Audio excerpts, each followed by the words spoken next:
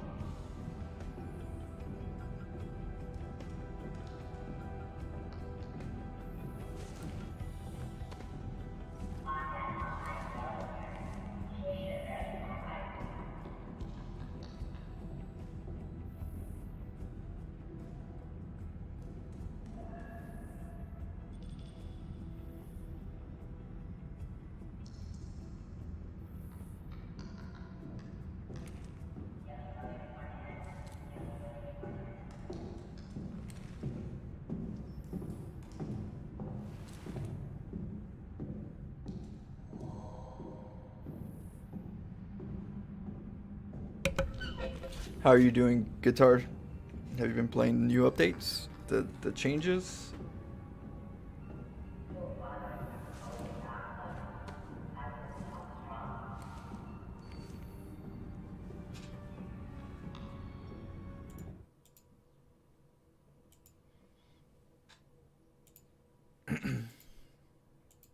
So here.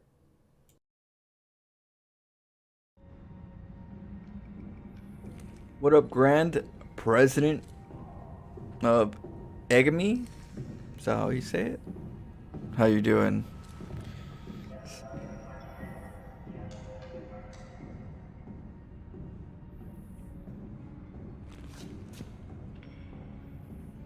You're rubbish at StarCraft you just watched? No worry. Hopefully I can help you with your games. It's StarCraft is fun at every level.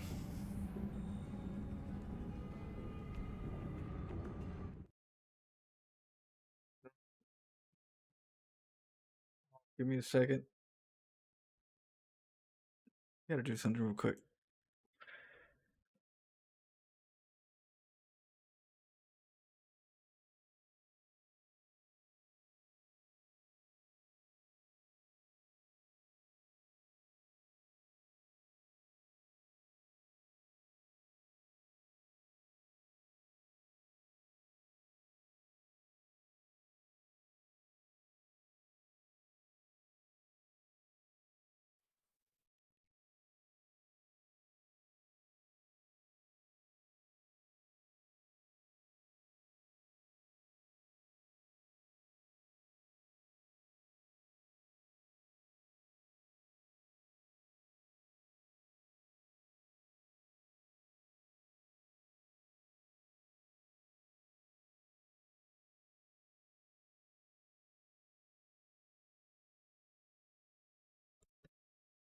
Making sure you guys are staying on top of your sounds, your sound settings. I see SA Akbar's sound settings working. Yeah, guitar. I know. I've known you for a long time. I appreciate the support. I told people I'll be on YouTube. I wanted to do some live YouTube for my viewers who watch here. So I'm back. Yeah, I'll try to be. I'll try to give some daily videos more more of a notice of when it's gonna come up. I'm gonna do more shorts. I'm gonna put a lot more work on the channel. Um, so we'll see how that goes.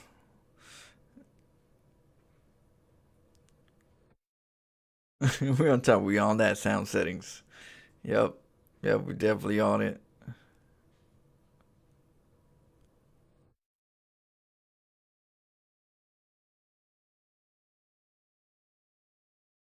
Yeah. But yeah, StarCraft is fun and at every level.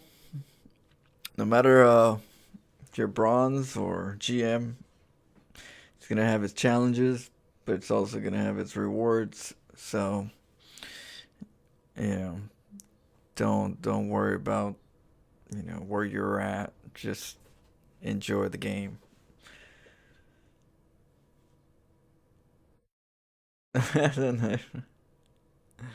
uh, oh, she's carrying one. Her hands are too low. I can't see. Kappa. I know, right? They should have her moving around or something so that it's not so like right there. Dun, dun, dun.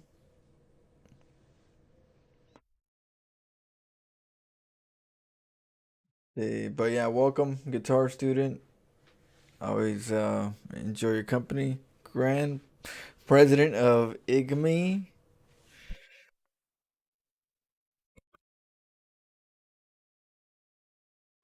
We got SI Akbar, Brett Baldley, Baldby,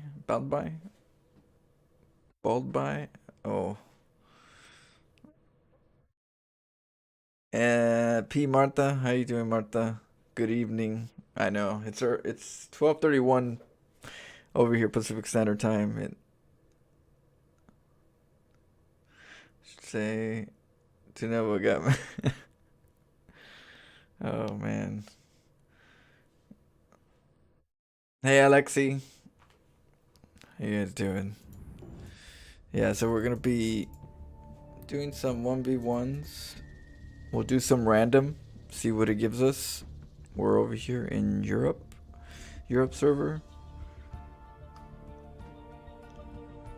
Bolby, Bolby, Bolby. Oh, okay. Yeah, I know. I mess up so many names. Thanks for Bolby. Even when I get it right, next time, sometimes I get it wrong again. So that's the challenge. It's not the first time figuring it out. Ah, thank you. It's the second, third, fourth, fifth, maybe sixth. I could get it right for a good week, and then all of a sudden, boom, next week it's a different.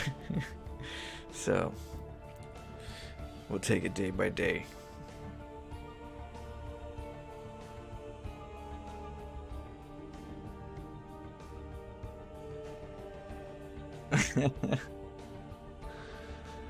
uh, yeah, we should have some fun. Let's see, should have a mechanics.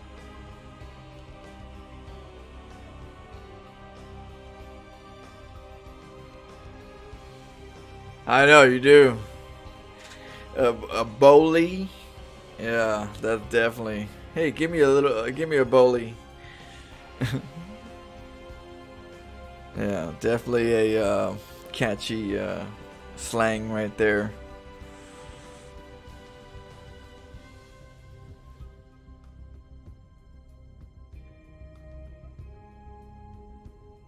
All right.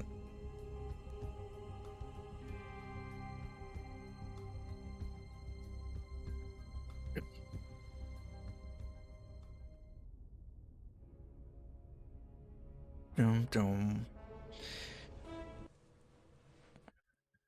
See what we Risico. Am I liking the patch? I don't really notice it. Like for a player like me, I don't really notice it yet. I notice the maps more than anything, but I'm very, you know, reactionary. So I don't do things as repetitive to the point where you can realize that this is different.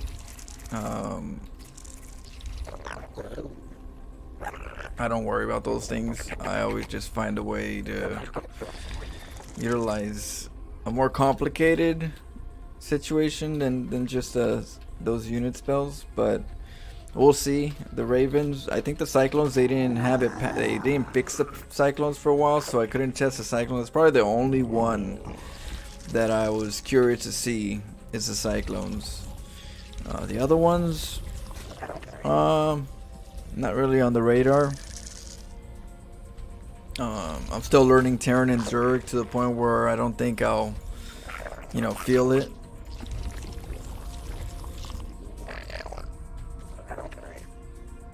The Cyclones I'll be able to feel in a sense of my playstyle versus Zerg because of the Lings and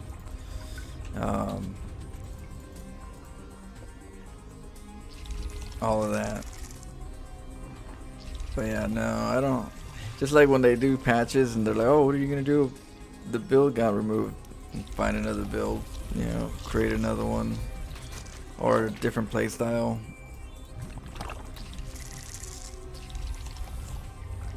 I just go with the flow.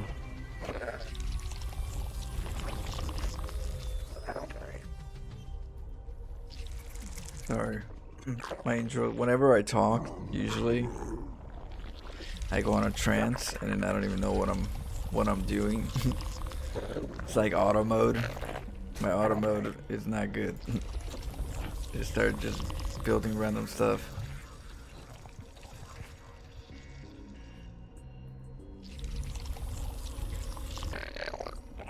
And that's the reason for that is because I'm constantly thinking, what am I gonna do? What am I gonna do now? What am I gonna do next? What am I gonna do? Because I'm always like on a reactionary state. I'm not too habitable. Like I don't have too many habits.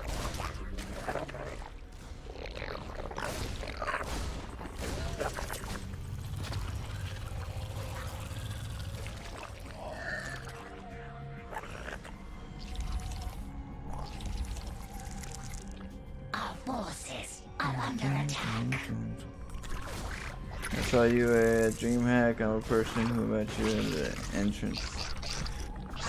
In the front of the building. A lot of entrances. By the ladies at the scanner.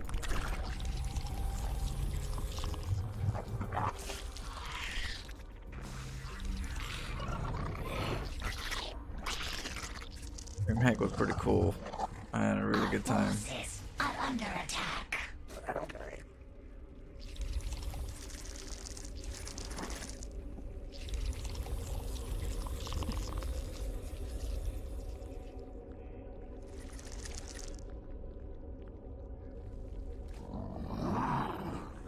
At the entrance of the event. Yeah, by the ladies.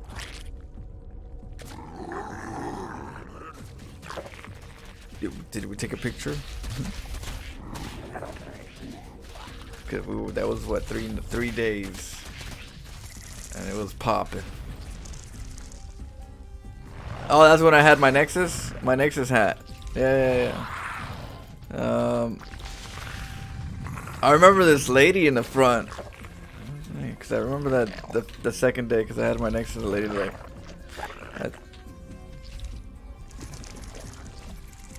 Yeah. Okay. Okay, so pictures.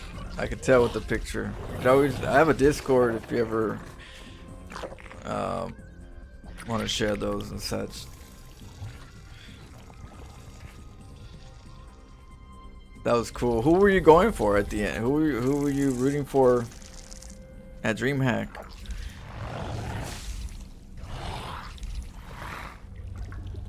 Our forces are under attack.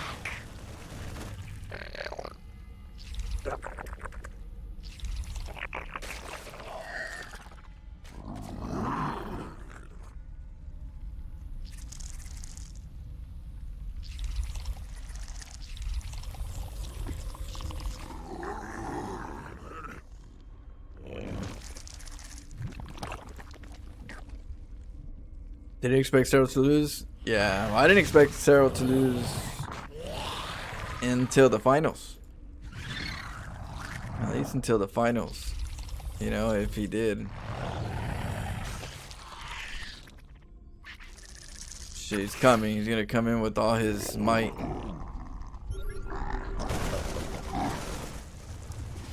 The hive cluster is under attack.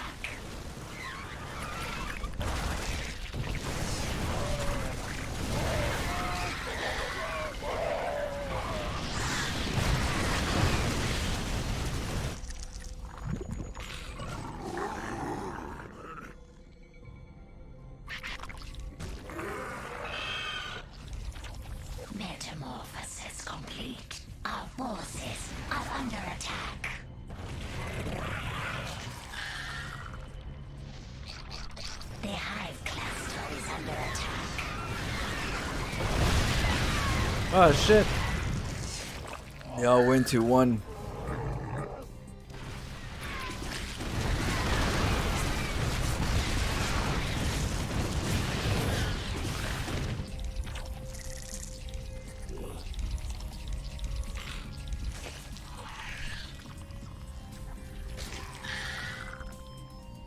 You know what? I gotta practice on the grouping. Yeah.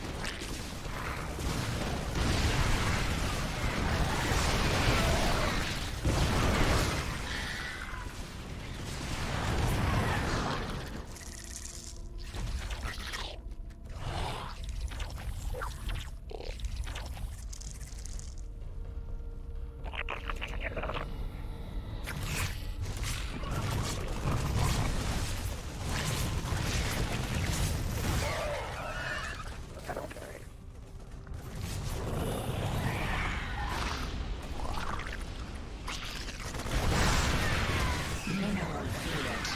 The high cluster is under attack.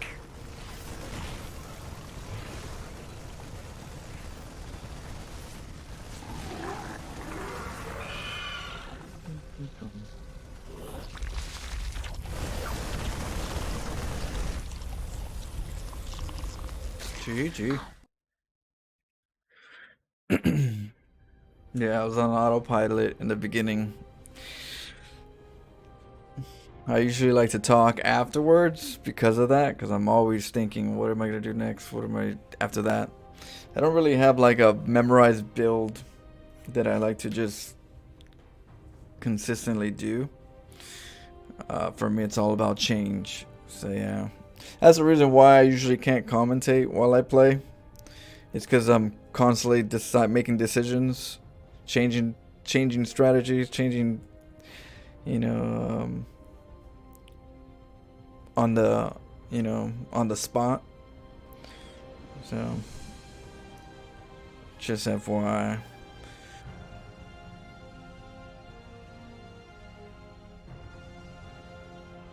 You should give Zero a game. Oh, you mean to play him? Yeah, we were playing Alpha Star. I was playing the same time he was playing Alpha Star. Over at what is that? BlizzCon. That's the closest. Google Cannon Rush. What up, Axel? Got Gianfranco.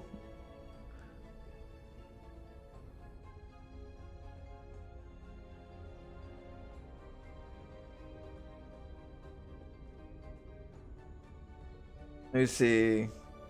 Yeah, we took a picture. Little kid with the curly hair. Oh, here, yeah. I went for Hero.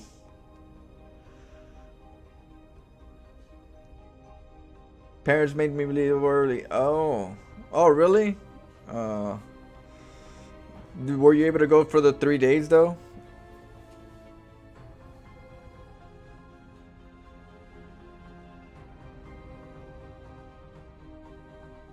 Oh, my Discord? Let me see. Let's see if I can find it. Real quick. How do I do this?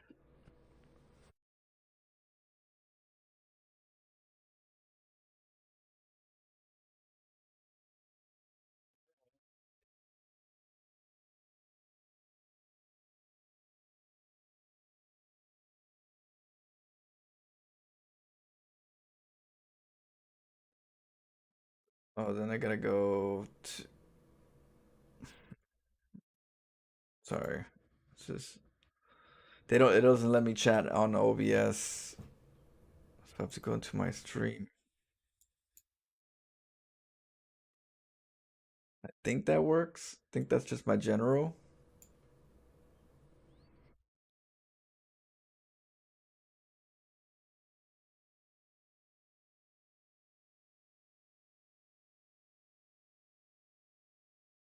What? My hat? Where's my hat? Let's see. If you guys type hat on the stream, I'll put the hat on. It's right next to me. It's in arm reach. Second. Give you guys a few seconds.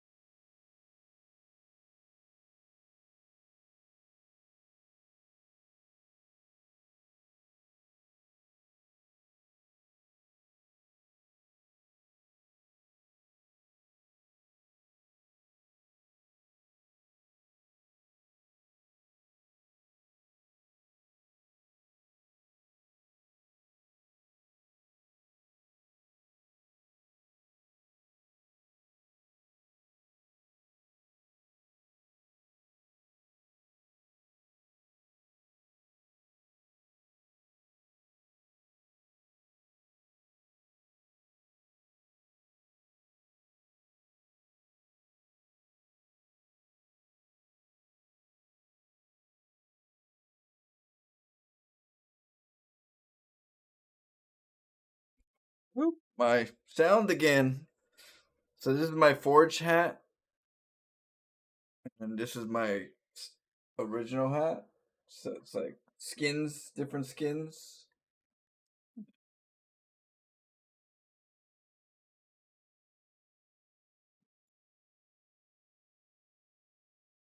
The cool thing.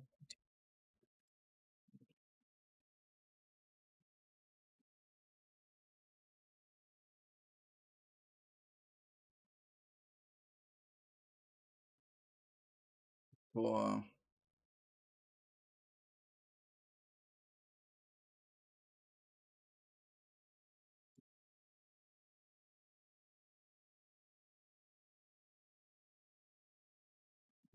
that's pretty cool. Took me a while to create this design.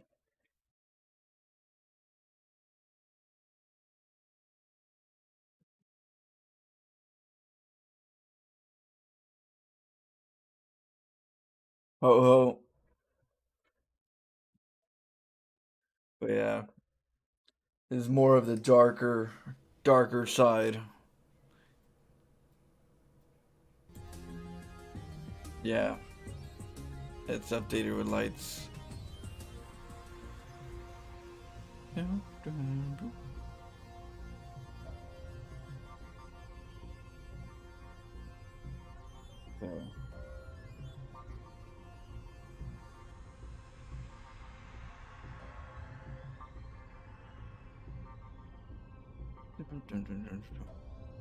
All right, let's keep going.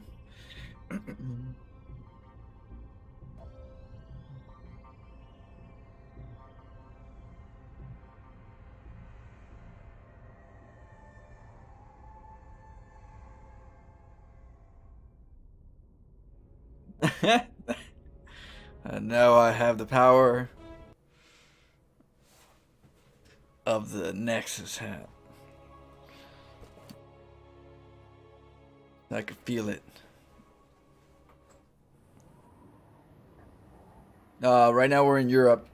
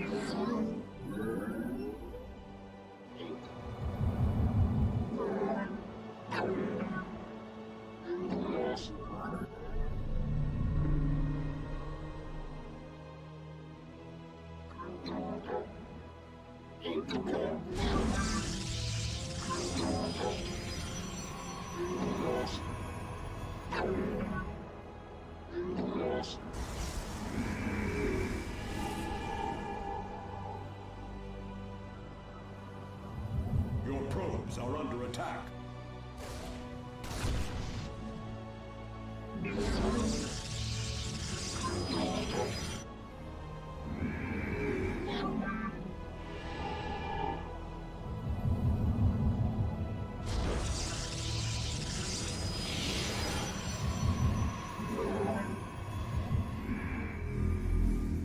The firstborn shall persevere.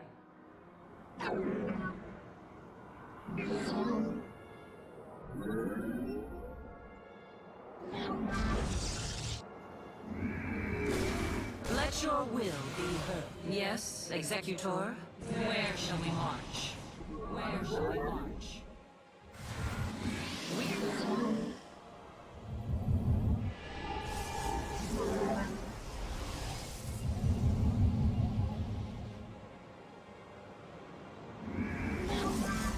Glory to the day.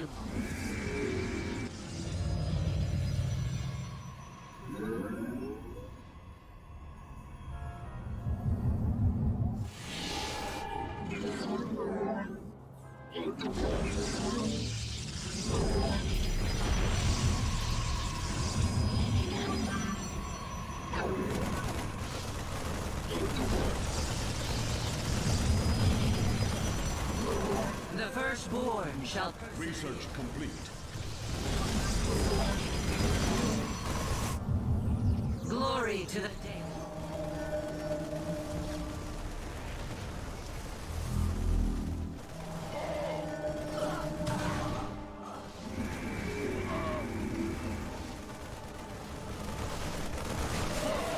Combat awaits. I have met the enemy.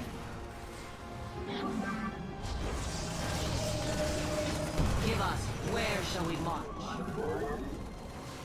Let none deter us. Najakar, we serve with, let your will be heard.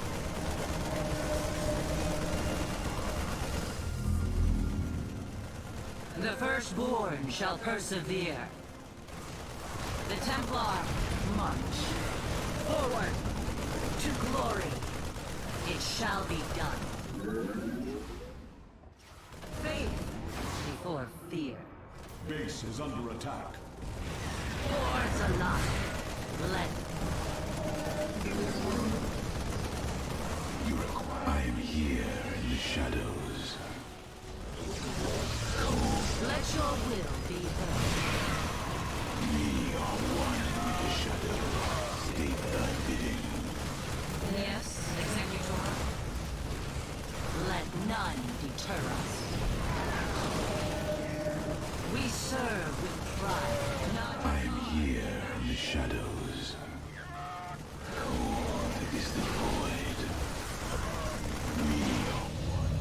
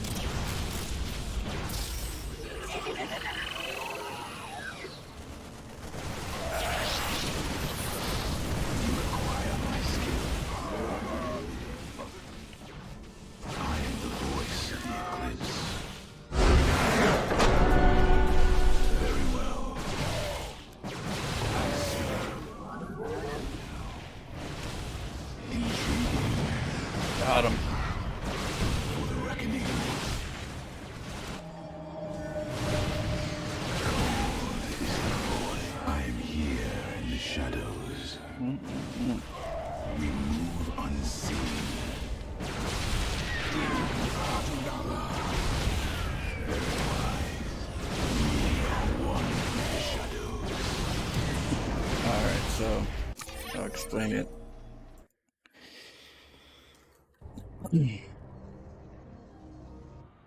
So, since the first Florencio Files I used to do, well, before, I would say since Wings, was it? Heart of the Swarm. I guess the beginning of Heart of the Swarm, they started doing some stuff where I was able to have a mama ship. And with the mama ship, I was able to do some interesting Nexus rushes. So I would do Nexus rushes since Heart of the Swarm, and when Legacy of the Void kicked in, my friends like Jplex was like, "Hey, why don't you, why don't you figure out a Nexus rush for Legacy of the Void?" And so he's like, "If anybody would do it, you would know how, because you have, the overall link, experience of the other ones." So I came up with that first one, but after the Florence Files came out, more people started getting more familiar with the Nexus Rush, and so I had to develop different techniques and evolve the Nexus Rush. So this is one build that's an evolution to the Nexus Rush. I'll explain it to you so you guys kind of understand what's going on. See the house. So the first thing is that I don't know whenever I come into the game, you'll usually see me tab to the right and see what race it is, because I don't look at borders, I don't look at names in the screen, in the upload screen. So I kind of just wait, read chat during that time. So when I look up, I don't know what I'm going to be doing. I look up and I go, oh, okay, it's a Zerg, or oh, okay, it's a Terran. And then, okay, by the time I make a supply depot, or even between that, I'll make a decision of how to start it off. Don't know what to do, but start it off so that I can, have some options. Because some builds you have to send a worker right away to the other side of the map. Some builds you don't. And so intros, even the first 5 seconds matter on which build you're going to go. So, yes. Sometimes it gets complicated, but I like the freestyle, I like the guessing. So here I'm like, okay, pylon, do I make a forge or do I make a gateway? This is where like I'm thinking, and I go, you know what, let's go for a Nexus Rush. Someone was asking for a Nexus Rush on my stream a while ago, like I think last week. So I was like, I'll do one. Oh, I believe it was Lost Marine asked me. So what we do is we put a pylon gateway, like normal, gas. You get your gas, and you go up the ramp, and you look non-suspicious. The way you could do that is by not annoying the SCV. If you don't annoy it, it won't have an SCV just constantly chase you.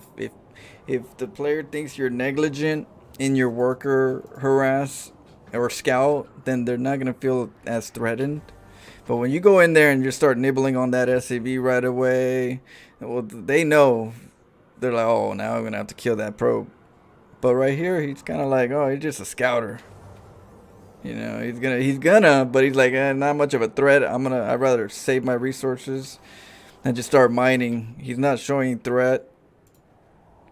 No, cannon rush. Not too many people cannon rush a Terran. There's a saying, you can't cannon rush a Terran because they lift up their buildings. So they're not always as worried of cannon rushes. Now right here, you could make a pylon, a gateway, a gas, your normal probes production. You can get a cybernetics core. Now once you get the cybernetics core, you can't build anything else until the Nexus. Okay, so you could build all of your intro. I even messed up on the second gas, but I kind of didn't. The second gas, if you're gonna go for the one that I'm doing right now, you only need one gas. If you think that might not work, you get a second gas because there's another build that I do that's different than this, but it's similar. It's with void raids. So you need 2 gases with the void raid one. You need 1 gas with the adept one, that stalker. And so what you do is once you get your cybernetics core, you don't make any more probes. You don't make any more anything. You wait for your 400 resources and make your Nexus. The reason for that is because it's timed. I timed it pretty much to the fact that the Reaper is not gonna come out until then. So you're gonna have enough to make the Nexus, and then he's gonna come out. You get me? That's just the way that the timing works. So, but that's the rule of thumb. You stop at cybernetics core. Notice how I'm not pulling any workers into my gas just yet. I'm still deciding right now which build do I want to go. Do I want to go void raid? Do I want to go adept? And it really matters on this part right here for me, like to really fine tune my decisions. So now that I have that 400 resources, he's not out yet. I'm gonna reveal myself. And I'm revealing myself at the very bottom of the map. So the Reaper is going to go, oh, where is he at? Oh, he's down here. Let me go and attack him. And he's going to go and do whatever. Now, there is a chance that he's going to go up the ramp, right? He's going to go over here. He's going to go, hey, hey. You know, he's like, I want to go attack his base. Reaper comes down here and he's going to be like, what is this? So that's where the pylon comes into play. So this probe right here comes out after the cybernetics core. You build the cybernetics core, right? You build the cybernetics core. You send this probe out. That's the timing. So when you send this probe out, that's the one that's gonna go make a pylon, make stargates on 2 gas, or make a pylon and make batteries for the adepts. So you see the Nexus. He takes off. Pylon goes up. I move my probe away in case the Reaper does come down and go, hey, what's going on? At least you hide the probe. You never want to keep the probe there. The Reaper's going to go to my side of the map. I'm going to have an adept right here. I'm getting my warp gate. Usually the only time I go warp gate is when I cheese. So be careful.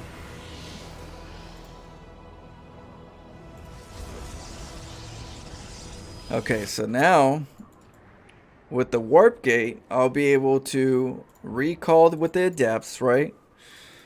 And the battery shield, right? If I recall here, the battery shield is going to heal my adepts from the high ground. And the reason for that is because SCVs like to come in and join the party with the Marines. And the adepts are like, hey, that's too many. I'll shade out, but that's just too many to deal with constantly.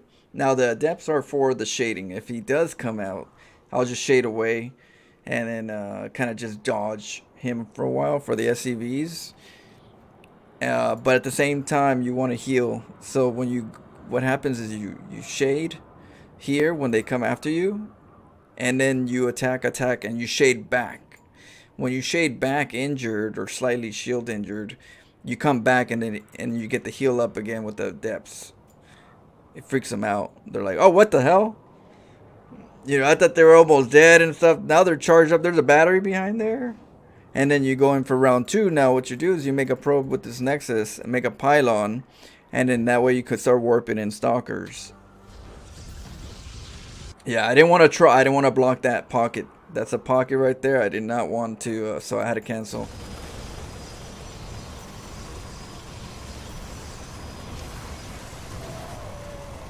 The depths are becoming a problem for the Marines right now.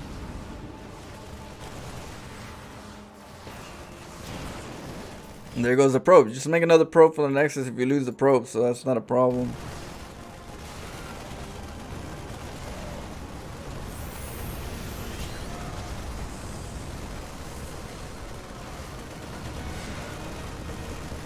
Yeah, and now what you do here is you warp in stalkers and battery shields, and it becomes a bigger problem for them because you're creeping up to their side.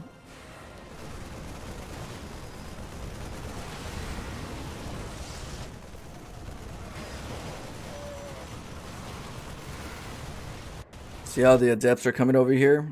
And you can shade back to your heal.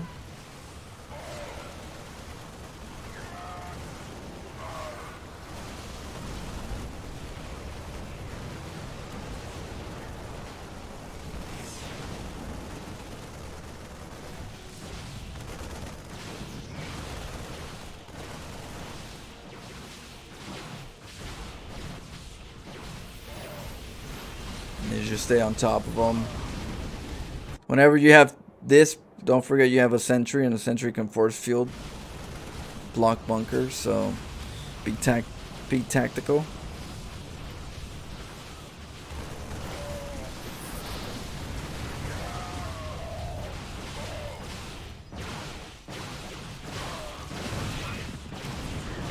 GG.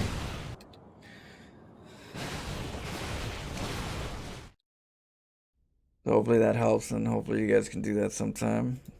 Maybe to your friends, but if you want to keep your friends, maybe play standard. I've lost friends because of how I play.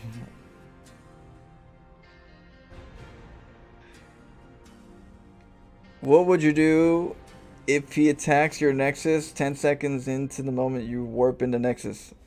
That's the okay, so that's the reason why I took 2 gases. I took 2 gases because it really matters if they do react to scouting if there's anything happens, because there's gonna be some players are gonna be like, hey, the probe was over there. Let me just check if there was a pylon or something over there, you know, for whatever it's worth. Oh, what the hell? There's a Nexus. What they end up doing is they go ahead and make a bunker and start shooting the marine with the marine. One marine forever, or Reaper takes forever, so the Reaper's go over there just boop boop boop boop boop boop instead of your base. And then he gets a bunker. He dips one marine in there. Usually the bunker is not too close to the Nexus, so you could choose based on where the bunker is if you want to do the adept play. But if he gets a little aggro early on, you don't have to do the adept play. You can send the probe that I said, the second probe, over to the other side, make a pylon, make us 2 Stargates. You know, of course, you're going to fill your gases, your 2 gases, because you're going to need 2 gases for that play. So you just switch from that to, it's a decoy. So the Nexus becomes a decoy. You're getting your gases. You're putting a pylon on the other side, making a Stargate, 2 Stargates. He's going to be all up on that Nexus. He's going to be like, oh, and then right when it's almost done, cancel it. You're going to get enough resources to get your second Stargate, and it times out well. Usually if you see my builds when I do that. And the Terran usually feels a little bit like unguarded because he's like, oh, I just killed the Nexus and the guy's way behind. I got a second base that I'm going to get, or I'm getting. I should be good. You know, sometimes it slows them down on certain tech, and then your void raids come in. You make a pylon and battery shields under the bottom of the other side, so you can heal back and forth. You play that. You could play that style. So that's usually my decoy Nexus rush. The only thing is usually when I do a decoy Nexus rush, I'll get my 2 gases early, and I'll make the Nexus on the other side of where my void raids are, so that he doesn't suspect any foul play on the other side of the ramp. If I put it where I usually put it, he's gonna be like, well, let me check on the other side, maybe, you know. But if I put it on the other side, he's gonna be like, well, there's nothing there, so why would I, you know, it's safe after I kill that Nexus. There's no reason that why he's there, he's protecting or have a follow-up. If there's no follow-up, and if the follow-up would be around there's nothing. But if there's a Nexus by the edge of the other side, there might be a follow-up on the other side, you know, of the map. So it's like, let me check in the other side. There might be, you know, so people might have that. So that's why I usually put it in some weird spot that doesn't make no sense, away from, you know, the real build. It gives you more time. You get them off your trail pretty much.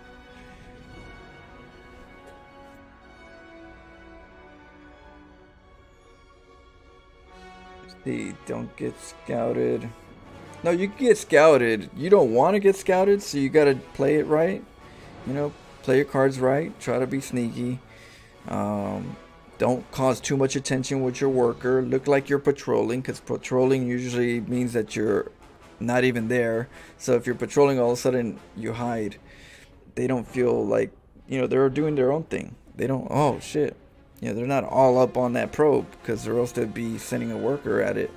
And even if they do send it, that's when you say, okay, it's gonna be a decoy Nexus. The moment if he's still following me, then I can't make my Nexus without him seeing it. I'm gonna make it into a decoy, get my 2 gases, go for void raids. So yeah. I have a lot of videos behind it on my YouTube, so definitely watch my Protoss versus Terran games. You'll see some of those, so you'll understand what I mean. How long do you stream today?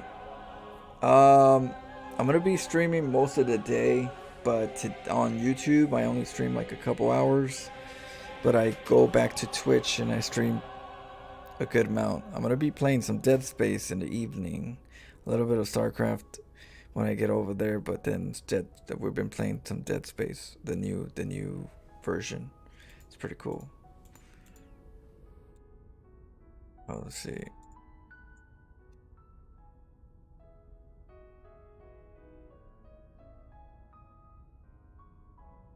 And then give me 1 second.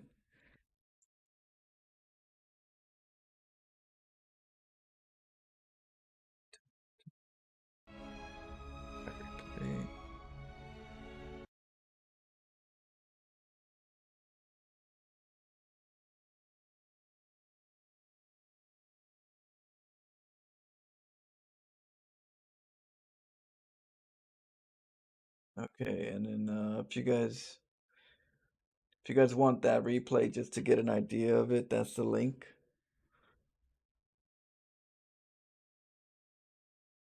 That's the link to the replay. Keep going. You gotta leave for 30 minutes? Well, I'll be on Twitch. Do you know my Twitch, Adam? Do you know my Twitch? Twitch.tv/FlorencioSC.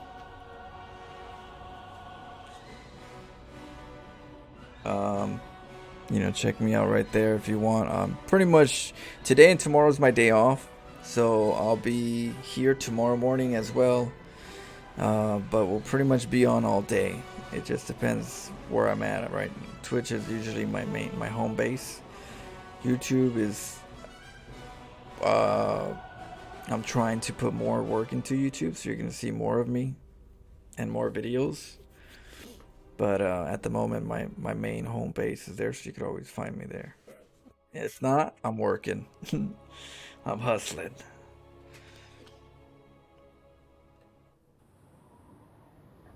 What up, Mike? How you doing?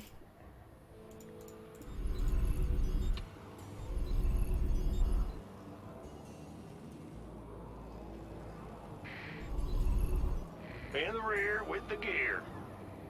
Yes, so, I don't know. Maybe I'll give that replay to Winter. What do you guys think? huh?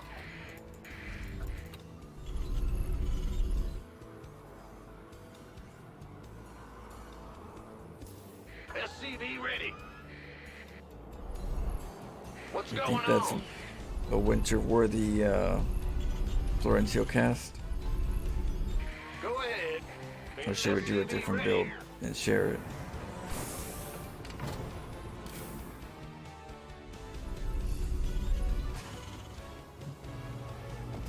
Bad news. Let's go. Go SCV ready.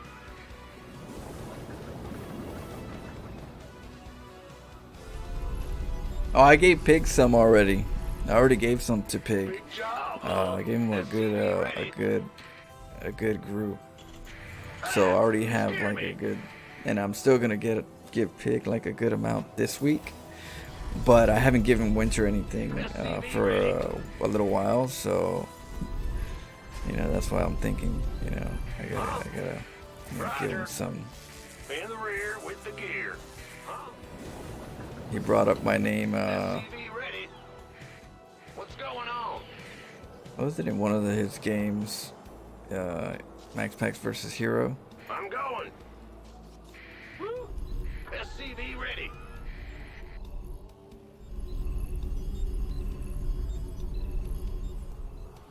Have to turn the volume up and down because he gets SCV ready. he does get excited. But I definitely have some really good ones to share. Go ahead.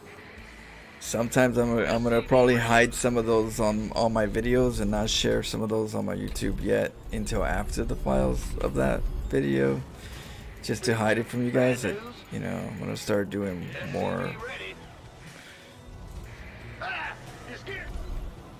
more surprising files for you guys after this last batch.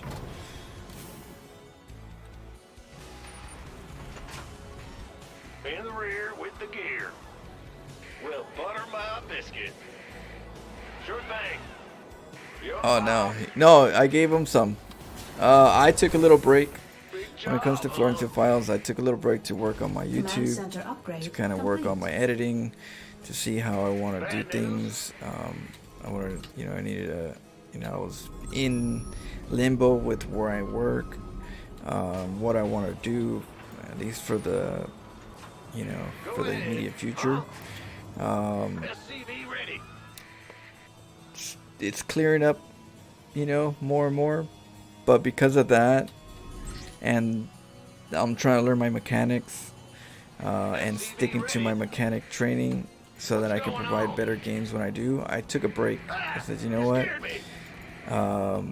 I'm learning Terran Zerg. There's a little bit of, you know, slowdown, of course, learning that. So let me learn it, and then, you know, take a little break with that, and come in strong, without the too much of the learning curve. You get me? Move it. What's going on? Yep. Go ahead. So now I'm at that point where, yeah, I'm gonna be giving and have given Pig more videos to be able to put the Florence Files. It's season 2. Ah, you scared me. Bandit. In the rear with the gear. Command center upgrade complete. Yeah.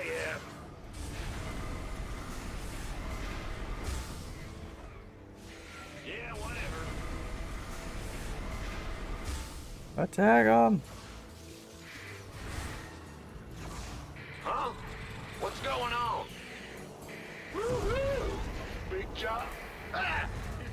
Go ahead. The Grim Reaper has arrived. I'm going. You're my captain. What? You want something? Add-on complete.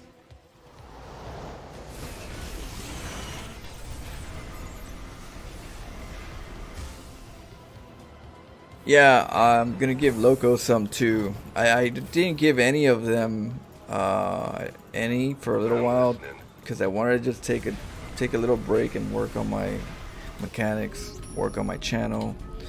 I needed to just do a little bit of me time, you know, but it was in the most positive direction, you know. I enjoy Florentine Files. I always respected it in regards to what I try to show with you guys, in that. And so I've always wanted to make sure it's good quality, not quantity. Base is under And attack. this is, you know, just that next stage. Bad news. Show me who you're. SCV ready. In gear. Cyclone en route. Moving into position. I just got a target in line. Systems go. Cyclone ready for action. I get ya. Cyclone en route. You got coordinates? Show me. Cyclone receiving. This ought to be good. Huh? Go ahead. SCV ready. Uh-huh.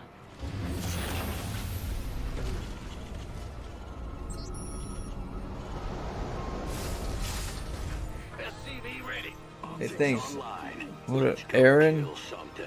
I have a guy at work. I call him AA Ron because of that one skit. Hey, what up, AA Ron? SCV ready. I'm sure you get that once in a while now.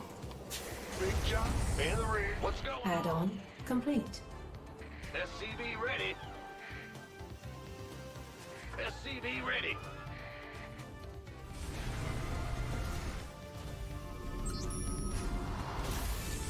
SCV ready. Bad news.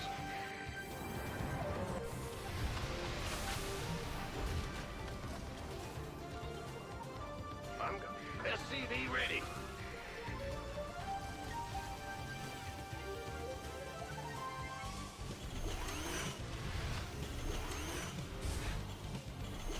SCV ready. Systems go. Cyclone ready for action. Optics online. Let's go kill something. SCV ready. Ah! In the rear. Big job, huh? Go ahead. Huh?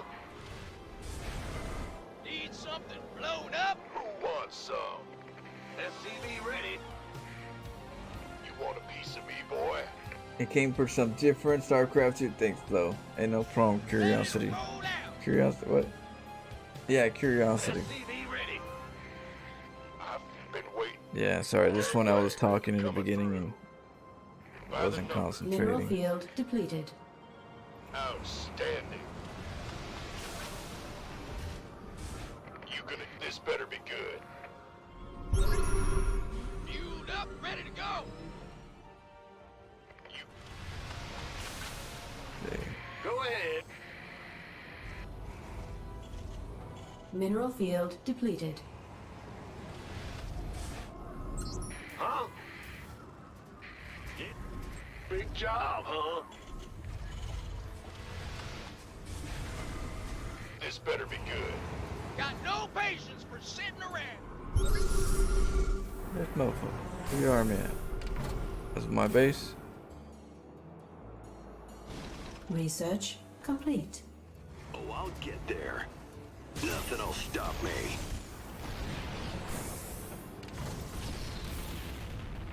Mineral field Want some? depleted. Been waiting on you.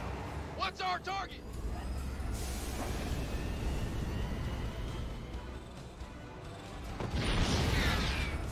Fueled up, ready to go. Go, go, go. Okay, going for some immortals. Give us your best shot. I need to try to go for some liberators. Going ground. Go ahead. Huh? Bad news? You want a piece of me, boy?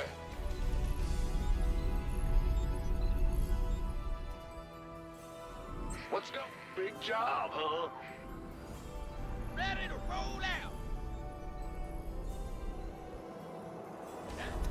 Go ahead. Reporting for action. By the nose. Liberation is at hand. What's that? Got no patience for sitting around. You gonna give me orders? Looking forward to it.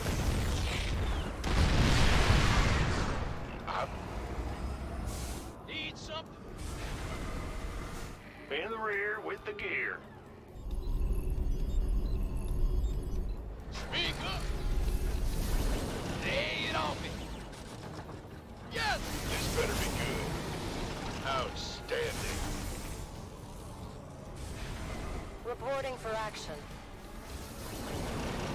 Liberation is at hand. Gangway. Coming through. What?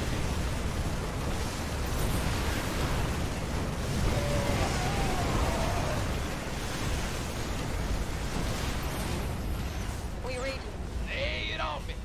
Standing by. Of course. As you say. No, GG. He has too much. Let's just go to the next game.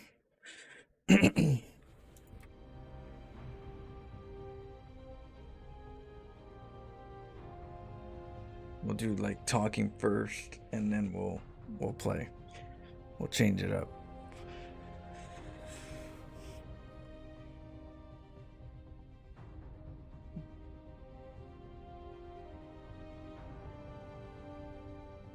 If you W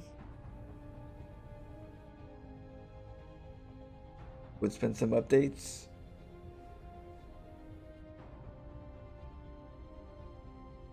Oh, no worry, Adam.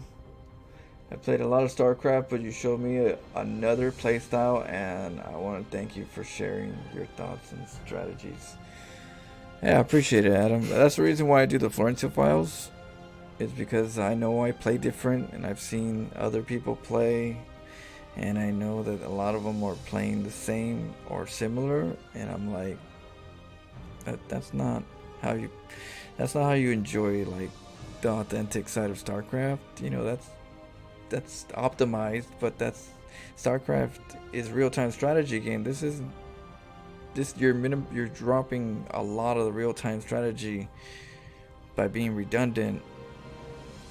Only for some numbers, you know, for some popularity MMR, and I'm like, that's not. So I wanted to share, you know, a side of it where it's more real-time strategy, and both players have to play it on, you know, on the dime, and this is what happens after whatever, you know, two minds collide, you know, not two build orders collide. Two minds collide. But yeah, so I always wanted to share that. That's why I do what I, you know, whenever I put out videos on YouTube, you know, I wanted to share that side of StarCraft. So that's why my YouTube channel is, you know, is a lot of it is dedicated to that. Glad you like it. Glad it brings you a sense of fresh air to a game that you love, you know, another area that you haven't, you know, explored. At least I could help you with some inspiration, you know. Upgrades? I'll do upgrades. Yeah. No, last game I kind of wrote it off. I can't talk and play at the same time because of how I play. It's very hard. I try a little bit, but big conversations. Sometimes I just go on autopilot on my StarCraft. So I'll just build supply depots, workers. Nothing that makes sense. I doodle. That's what I do. I doodle.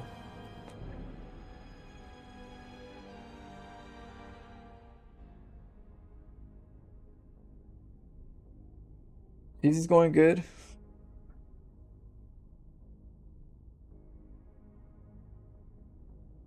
Have you ever surrendered someone's base with pylons on the beginning of the game? Yeah. Yeah, I have. When I was gonna try to go for cannon rush, and then they sent their workers over, and then you just pylon wall their mineral line instead, and they can't mine very good, they'll leave sometimes.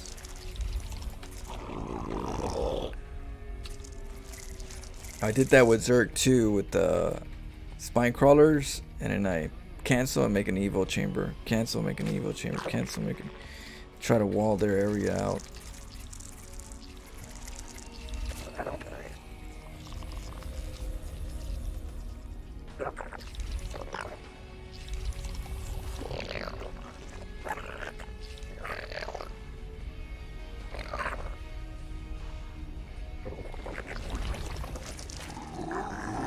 What up, Paulo? Here you go. Right? I know. That was a mission right there.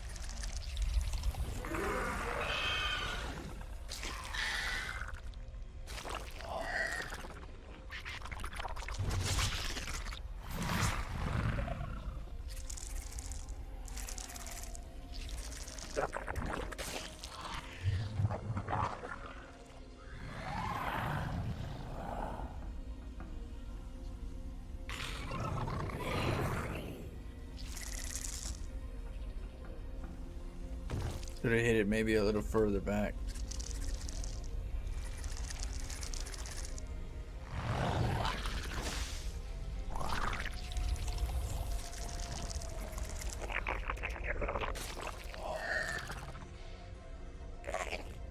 Metamorphosis complete.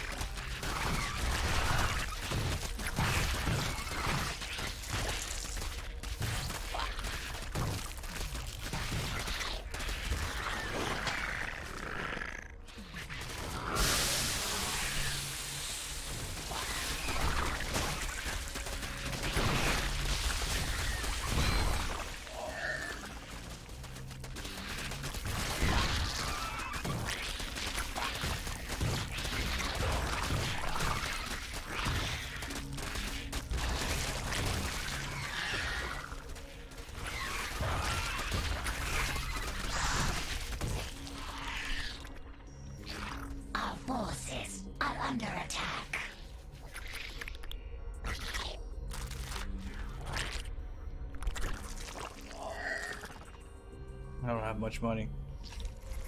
All they're producing out of this one? Shoot.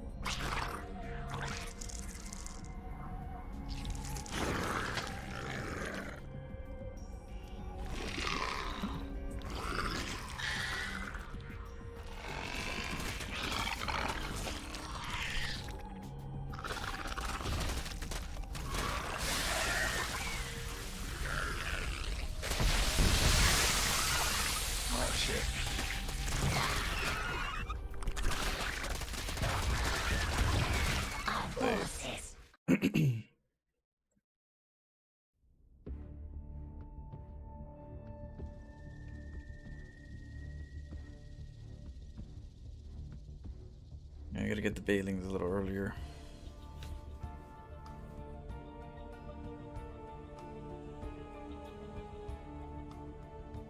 Bit of the Korean guy on Brood War. IC cuffed. I found a way to win games via chat alone. Psychological warfare? Pretend to know something and be an old friend and ask why they are playing Brood War. They should be meeting up with drinks and get the... damn, really? Wow. I haven't seen that one.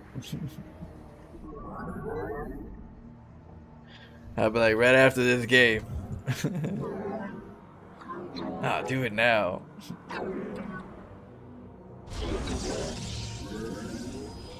Oh, random. We'll see. We gotta see what he is. That's funny.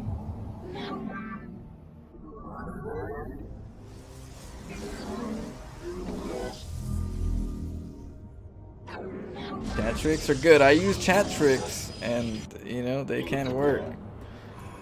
But yeah, I use it sometimes for deception. Just never in a tournament. That's funny.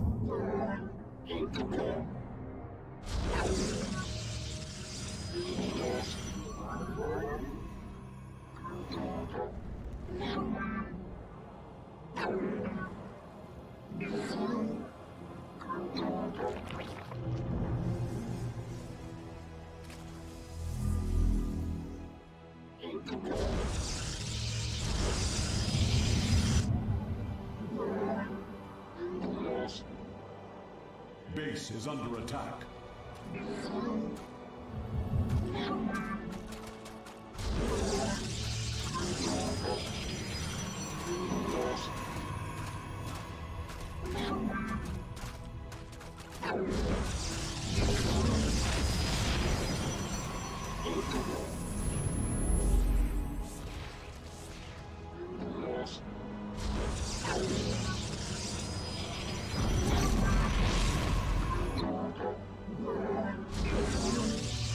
Start checking for proxies.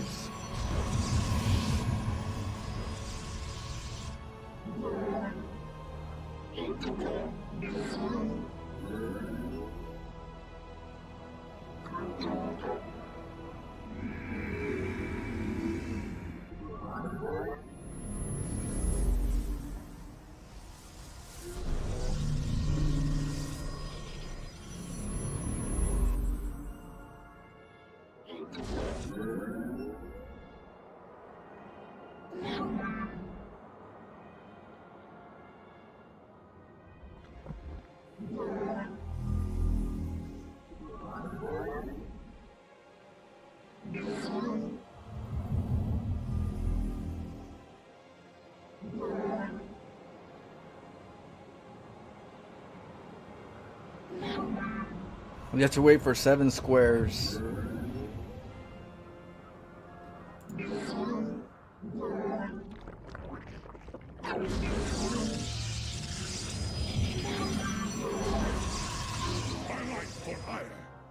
For Artanis.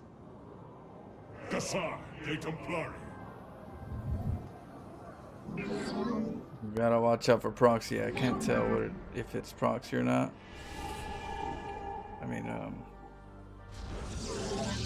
if it's gonna be a Nidus, we have to be cautious.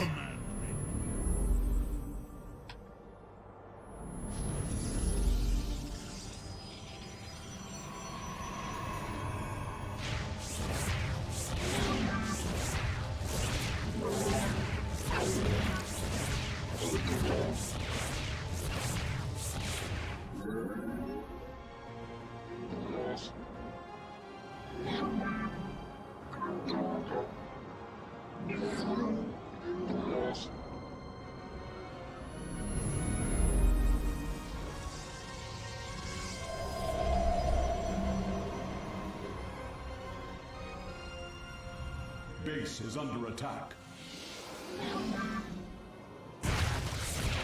Let's see what he's building right here. Drones. We're gonna have to scout again.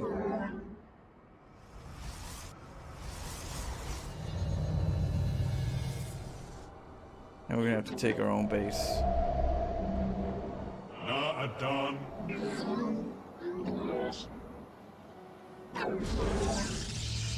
Prismatic core online. Go. Calibrated core.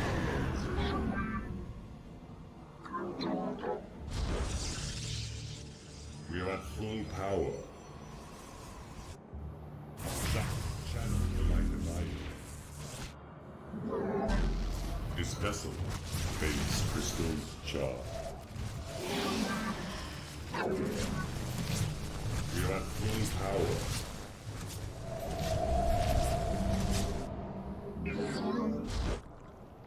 Phase crystal prismatic.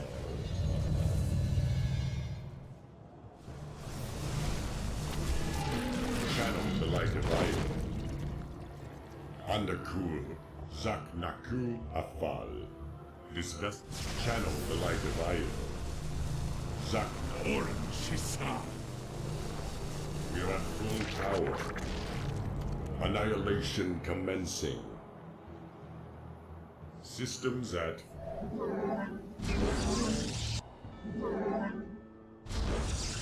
This vessel shall avenge. Hikuda Ana. Justice be done. Phase crystals. Our base is under attack. We are at full. This vessel channel the light of iron. Your probes are under attack.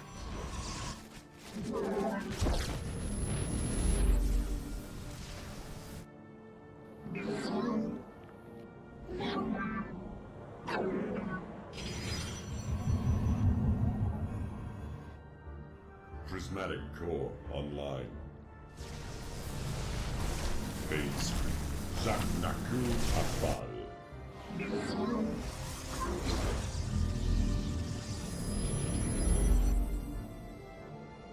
Your probes are under attack.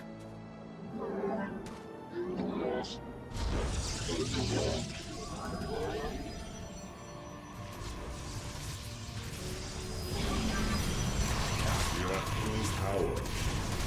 This vessel, channel,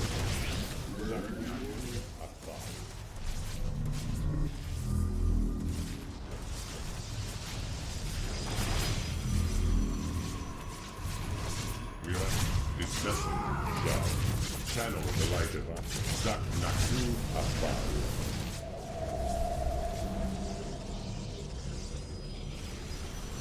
It shall be done. This vessel, channel the light of iron. Undercool the rock. Synchronize.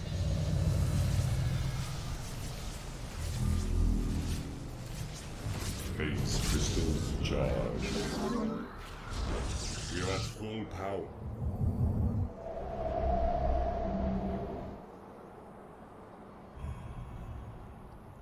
Zaknaku Afal.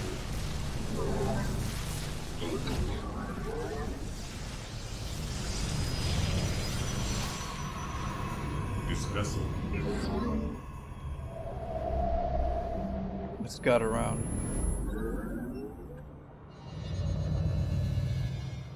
Mineral field depleted. Mineral field depleted. Paradakura. Phase crystals.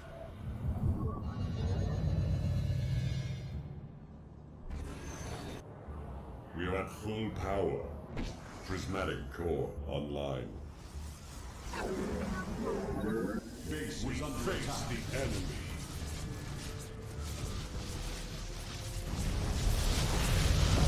This vessel, channel the light of iron. We are at full power. Zakna, channel the light of iron. Mineral field depleted. We are at phase crystal charged. This Zaknaku Afal. Process.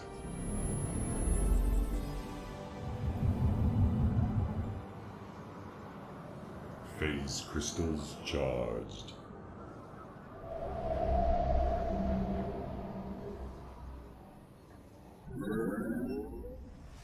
Our pylon is under attack.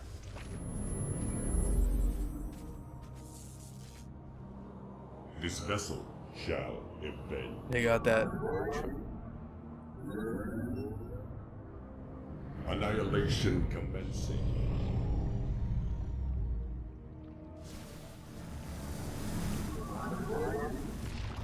Channel the light of Iron. Zak Naku, this vessel shall avenge. Systems at Kas Arash.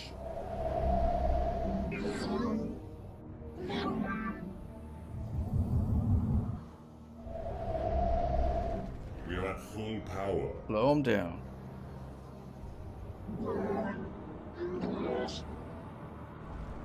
Phase crystals charged.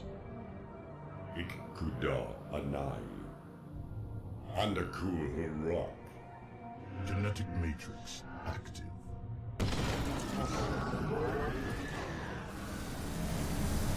For iron.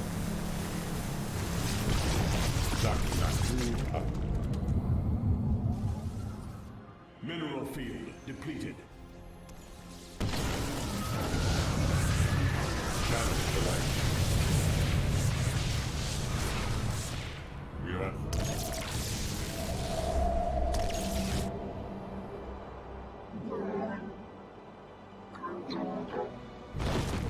this channel the light of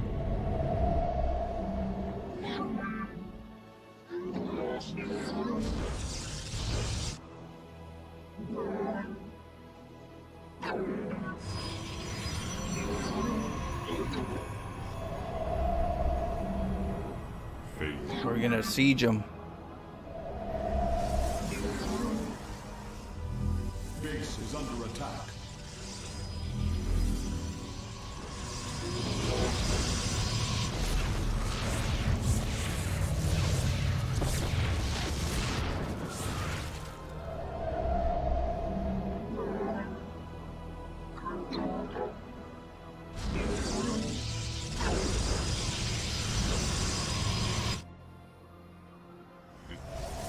Phase crystals charged.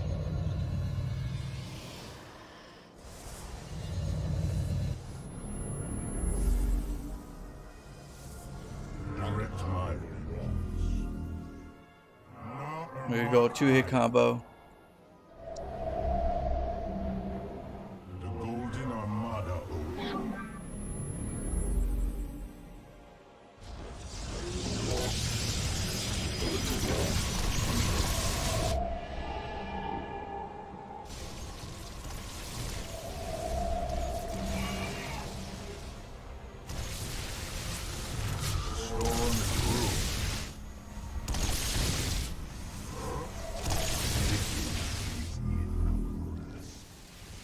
Annihilation commencing. Vengeance is Channel. our pylon is under attack. Direct my vengeance. We fear. We are at full power. This vessel shall avenge.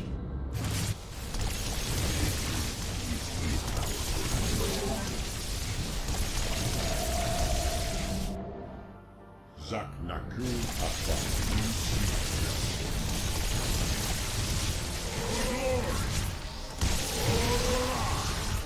We direct my vengeance. Phase crystal charged. We are at full power.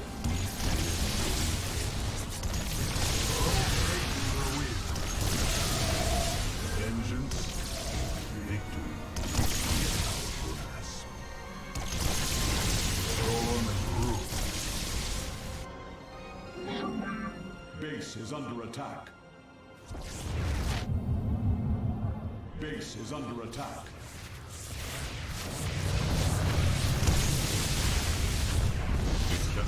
Zaknaku. Phase crystal charged.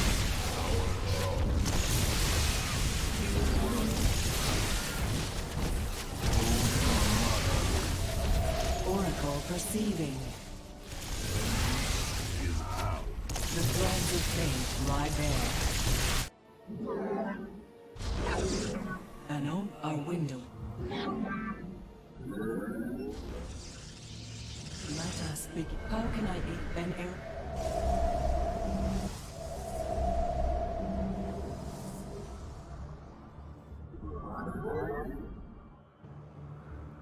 Victory is in our grasp.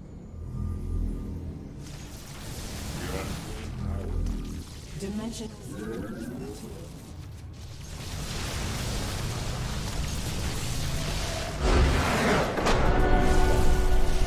You seek guidance. The thread you seek an order. Our window is short. How can I aid you? An ordeal. Let us begin. Our oracle perceiving. Got him. Harmonized. Dimensional strings attuned. Oh, did you? An energy wash above. How can I let us begin? Oracle perceiving.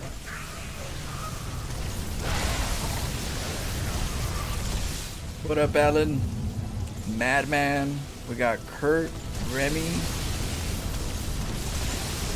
We got Martin, Paolo, Axel, Curiosity Evolved. Dimensional Thanks, guys, for hanging out. Neo Voodoo.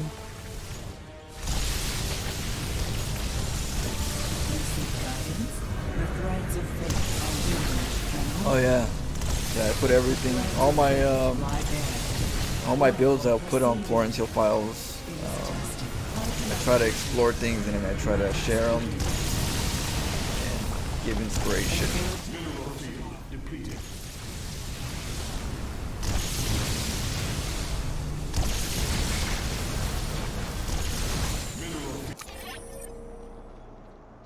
So someone tried to do a maybe one base, 1.5 base swarm host. That don't work on the Sewer Mermaid. Sewer Mermaid. It's hyper aggressive. We scout that. We're pretty quick that something's up.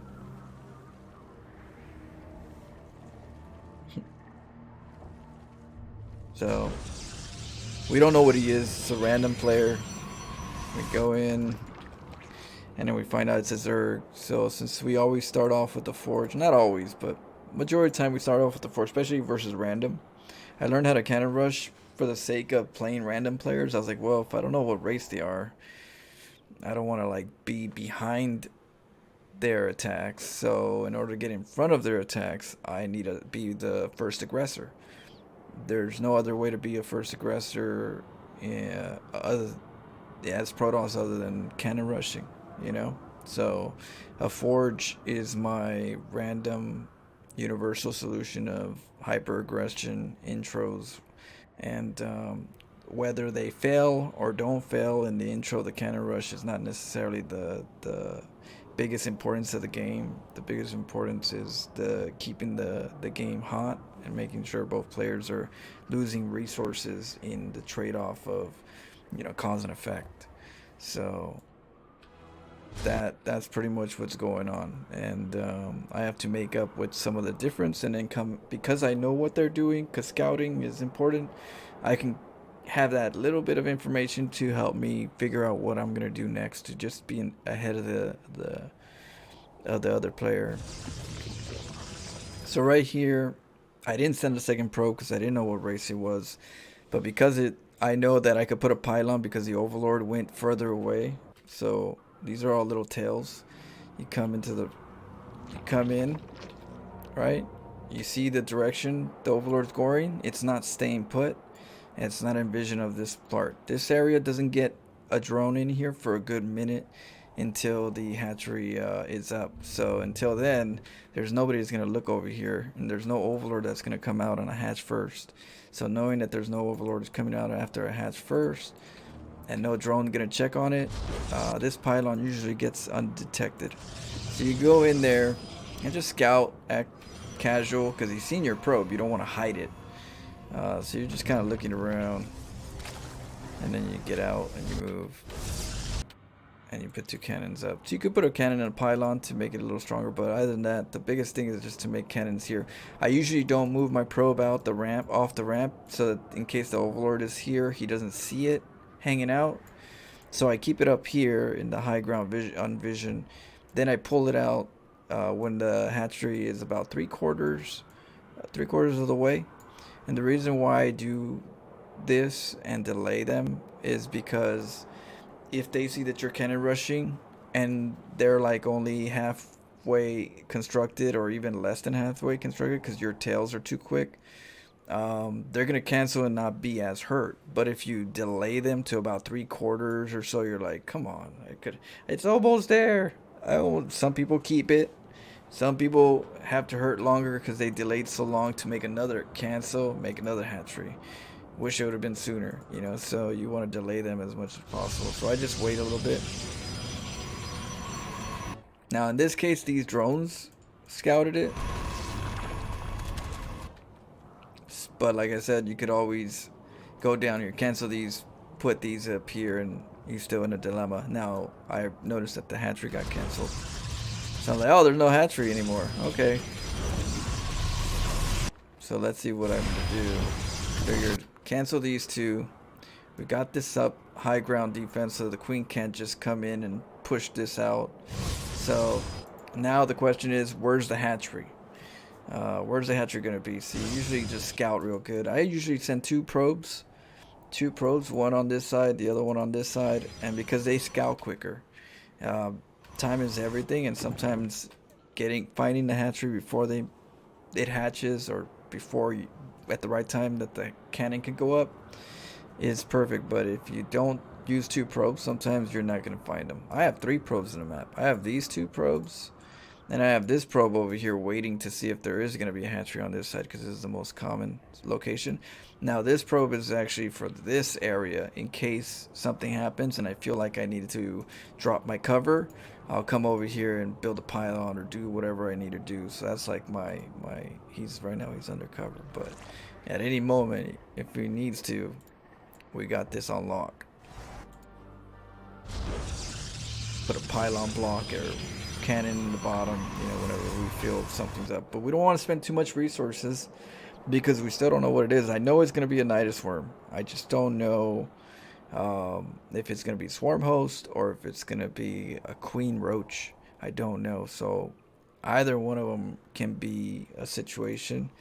And the reason why, even with the probe, I'm like, I can't see up there. You know, not yet. So I can't see if he's getting a layer tech.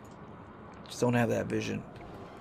I have to assume he does, which most likely he does, because that's just what they do if they don't break out.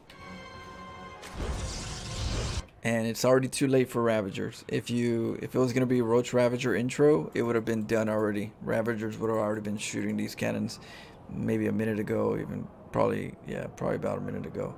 So it's not Roach Ravagers. So it gives you more of a chance. It might be mutas or it might be swarm hosts. So you see my Zealot over here just defending a potential Nidus worm. And then I'm going straight into Stargate. Notice that I'm having cannons. I always have it right here to protect the probes and the buildings.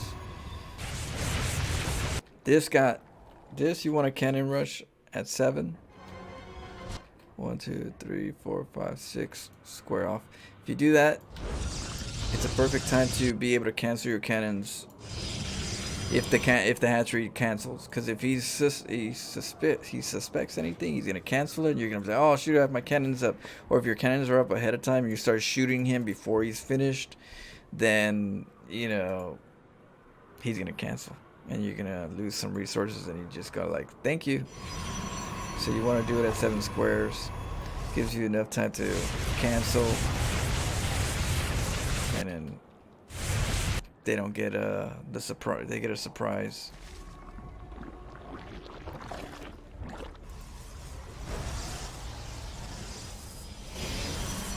Now once I get my Void Raid, you know, now in order to survive a lot of PvZ games when you're cannon rushing, you don't want to get the Nexus before your Stargate. Very important. don't get a second Nexus into your Stargate. The timings for Zergs on how they punish you are going to punish you where your Void Raids, if you are going Stargating after Nexus, you're just not going to have the time. So you always have to make sure that this is your, you know, it's more important than your Nexus. See how it's up right here? If it was roaches, I would be able to at least hold off on that. And if it was a Nexus, I would have this would be really delayed, and I would be, you know, hurting right now. But, oh shoot, I got nothing. Now in this case, he went for the first 4, I guess. Not that much. And I figured it was probably going to be Swarm Host. So I had my probe over here in the corner, just in case. And the reason for that is so that I can quickly recall my probes over here in case the Swarm Host gets out of hand and gets through here. I don't want to lose resources. So the other thing is the Stargate. I like to build my Stargates at the hidden base too, because they're going to go after these buildings little by little. They're going to just nibble with the Nidus Worm. The other plan is your technique of scouting. You want to make sure you have like this area covered, and this area covered. You want to have a good coverage. So you have this Void Raid protecting this area, this Zealots protecting this area, this Void Raid's coming over here checking for overlords. And so I was like, well, that's not on my side because I have that guarded. So I'm like, he made a hatchery and he probably Nidus for me to send the drones in. You know, something. So I come in, found the hatchery because I knew it was there since there was a drone that came out and survived. So I knew that that was the case. I pylon blocked this so you can't make a hatchery here in case the queens come out and try to defend. And then I pylon blocked this. Now he had a chance because I didn't catch this until a little bit after, but I had it right there to block it.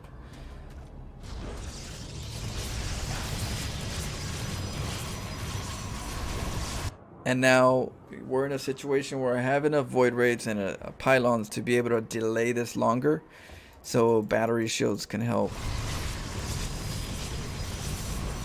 Because I know he's going Swarm Host. Swarm Host, you know, you don't have the army to defend this. You have the queens, and they could queen repair each other, but that's why I'm stalling right now, waiting for these. Let's see if they come out or not. I'm waiting for them.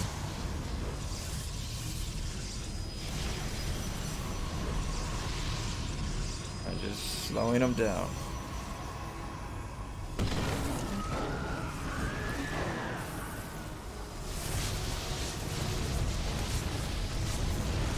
You don't want to lose your Void Raids. You don't want to go, oh, I'm going to die here. Battle to the end with the battery shields. No, you're just stalling.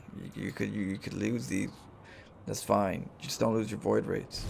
Now, in this situation, I'm going to go clean up again. You know, now that I defended it for a little bit, he denied it. And now he's going to build. We're going to go back and sweep our area to make sure that there's no overlord or ling or anything that's going to make a Nidus Swarm again. And once we clear that out on a sweep, we go back and we snipe the hatchery, because the hatchery can't get healed until it's finished. And this is the opportunity at this time to come in and boom, hit them from the side. So that's why we did a quick sweep. I'm not too worried about if I missed something in regards to a Nidus Swarm, because at the same time that was the recall. I'm already on one base ahead. So this is actually my new base. This is the decoy base. So I could sacrifice here, see if I can deny this one if he has it over here.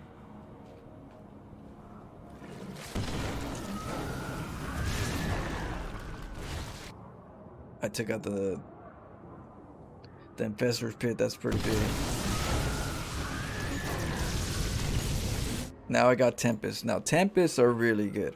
The reason why you go Tempest, you can go Oracles too, but if you go Mutas, Oracles are a problem. But if you go Hydras, a lot of things you gotta realize is with the new change, Hydras are gonna be favored. People are gonna want to do Hydras more. And so in this case, oracles become really good. There's less muta potential. There's more hydra. Um, but if it's not oracle, tempests do really good. Tempests do really good in these kind of situations. When they're on a 2 base and you held them for a little bit, and you delayed them from making bases, and you can do this kind of play with the Tempest.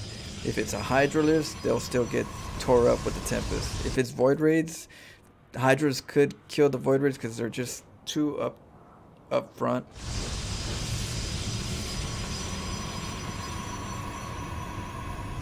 Make sure you have cannons to protect the battery shields as well, because they're going to want to come down this way. Sometimes what I like to do, if I got a couple oracles, I'll make a couple stasis wards on this area. And that way when the hydras come in, they keep getting stasis, They can't even get to the area of this. And then they get paranoid and go back home. And while you're still over here doing damage, it allows you to keep your battery shields for a little longer and then do damage and then pull back. Because they're going to want to come over here eventually. They're going to be annoyed. So that's what I do sometimes when I have the luxury of oracles. But I needed my Tempests, so... Tempests are really good against queens, and so that makes it really good in these situations where they just get a lot of queens.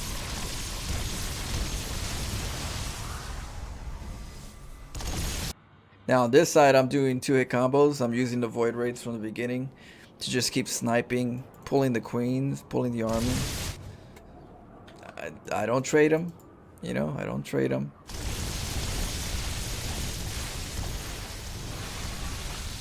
But I'm pulling them over here and then I go back and nibble again. I could decide to sack this area. You know, I could decide to just pull my probes together, recall them over here. I was gonna make a Nexus over here. That was the plan over here. Get a Nexus, it's all defended, and then recall these probes anyway. But I was a little carried away with my Tempest. I was like, I figure I'd kill him right now. So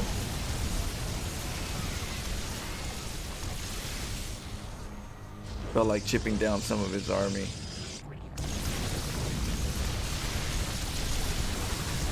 There goes my oracle.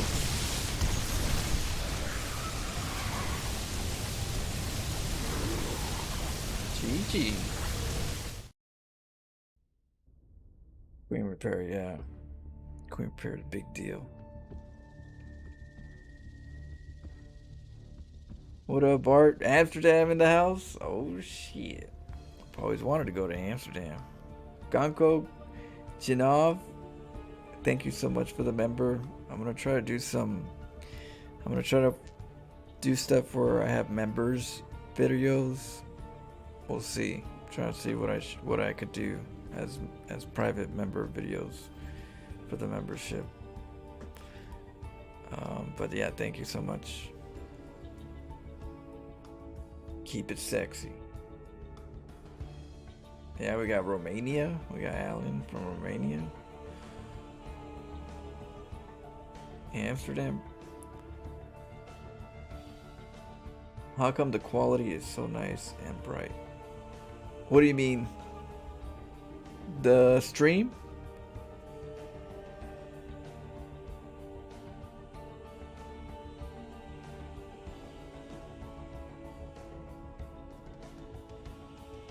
Thank you for the breaking. No problem, Madman.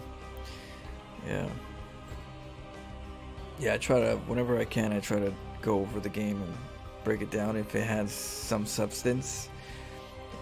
If there's not enough substance where it's worth explaining for you guys to learn something from, I kind of just gloss it over. I just go to the next game.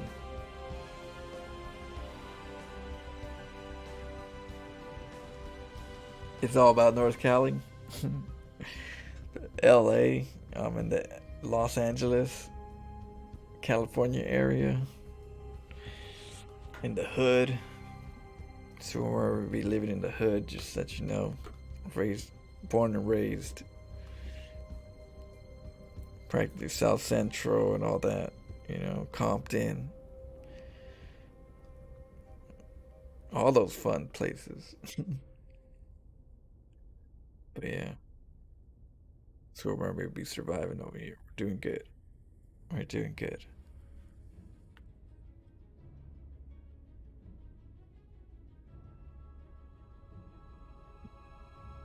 Is he cheesing again? Huh?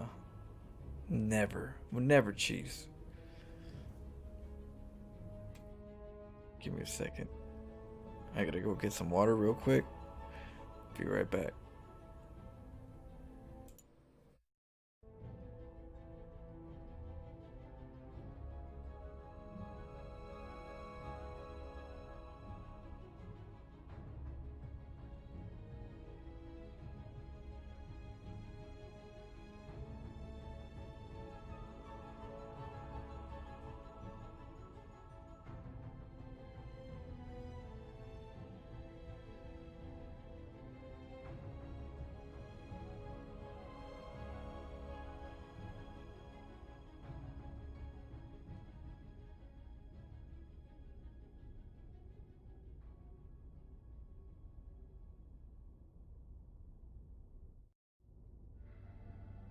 Woo!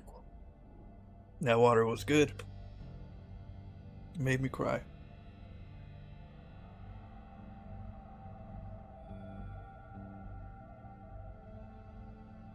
See, I can't do LA too claustrophobic, and end up in LA at least 2 times a month. Do a little trucking off.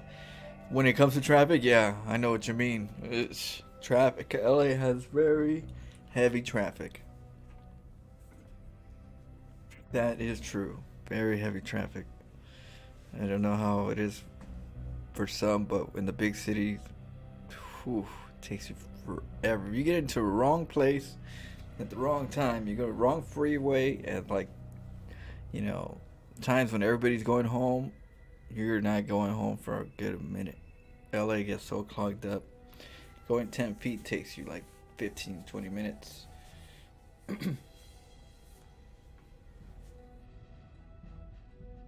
Let's see, new to StarCraft 2, was just watching your worker stacking tutorial from 4 years ago and saw you were live on the side. Oh, nice. What up, Mobzilla? Yeah, welcome to StarCraft 2. The community's great. It's a very fun game, very exciting, very blood pumping. It's a fact now, that I play a lot of scary games that I get very excited in scary games, and my heart pumps more and heavier in StarCraft than in a horror game. That's funny, but it makes sense though, because the adrenaline, the adrenaline hits you. So it's a very interesting game. It hits you in the feels, goes right into your soul. Especially the better you get, the more hungry you get. So, welcome. Hopefully, I, share you some fun ways to play the game. Some ideas. So, cool. Yeah, the worker stack is cool. If you're new, at a lower level, that one's definitely a fun one to kind of like learn. There is some technique to it at the higher level. I'll try to share some videos. I'm gonna do some shorts. I'm gonna do highlight videos on shorts, educational videos. I'll try to be very I always want to try to provide good stuff, so I won't it'll be fun. So I'm trying to learn how to do shorts right now. Have you ever played Rust? One of my viewers on Twitch told me to play it sometime. I said maybe I'll try it. They were saying that it's a toxic community at Rust, so I have to see how I could do it without, them going too cray. I know the man jugs are showing right in the beginning or something like that. I don't know if you cover it with some flowers, a salt bottle. Played a lot of the games and none have got me with so much adrenaline. Yeah, this game will get you the most adrenaline pumping. And the more you get into it, it keeps rising. So at this point, I'm just an adrenaline junkie, getting my StarCraft fix. So true. It's a great game. The great thing is that you can transfer this to a lot of traits. You know, a lot of these constant habits that you end up doing or learning. Really, you can apply that to the real world in many situations. So that's always good too. As well as your mannerism. Yeah, so welcome. Yeah. If you want to check out the Florencio files on YouTube, type in the Florencio files. That's a fun show. You'll definitely have a good time, learning and watching StarCraft. So learning StarCraft in a interesting way. Through humor and many more things.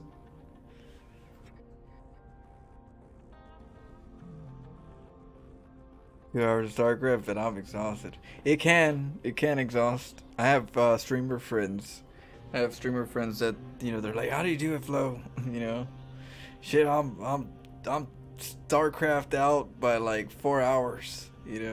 3 hours. Some people, depends. 2 games. I can keep going. I'm like an Energizer bunny. I would do it for like 16, 18 hours straight. For a good while. I think a whole year. I know for sure a solid year I did about 15 hours at the minimum a day streaming StarCraft, just playing. It's a lot. So yeah, it really depends on how you can take criticism of your own mistakes. You have to in StarCraft. If you can accept your losses as a form of improvement and notice that that's a good thing to lose, it's healthy. Not a great thing, of course, but it's healthy in your learning process, then don't cut it out. Embrace it. Make it a part of what it's a natural order of things is acceptance and change or adapt. These are the things that you do when you take in your losses. And so when you do that and you accept your losses and your growth all as one form of, way of improve, you don't get that like frustration of like, oh, I can't play more, that's it, because you don't put the emotional character involved. You don't put the other player as, the antagonist. It's the game at the end, the player on the other side is a human being that loves StarCraft. That's awesome. Not, I can't go to work and go, hey, what race are you? Protoss, Zerg, Terran, and they're gonna, oh, I'm Terran. You didn't know. What the hell is that? What's StarCraft? So last thing I do is want to disrespect somebody that's one of our own kind that enjoy this game. So yeah. Losing after losing, it becomes an emotional thing. Yeah, you don't want to attach that. You just gotta one way to do it is just if you feel attached personally, you change the server, go to a different server. You have a clean slate. You might not face the same player that you're frustrated that you lost against, or any of that. You don't want to tie that. That is the side that you want to figure out how to eliminate, and that one is the toughest because it's psychological. But those are the ones that keep you from, that learning. How do I get to Masters or how do I get to Diamond? You need to play more. And so 4 hours, 3 hours, because emotional situations, you're not getting enough pedigree in your StarCraft diet, And so, but at the end of the day, it's a game. So no matter what, how many games you play, just try to have fun with it, and talk about your battle stories with the community, with others. That's always the fun thing, I see it like poker, like you might not win every game or you might not always have good hands, but there's always one or two stories every now and then that you could tell your friends about, and you're like, oh, this time I did this, and then he bluffed, and then I caught his bluff, and then I went, you know, and at the end I got the best, you know, the hand and took him down. You know, those stories you want to tell your friends. And in StarCraft, there's games that you want to share with your friends, and so more games, more possible stories to tell your friends.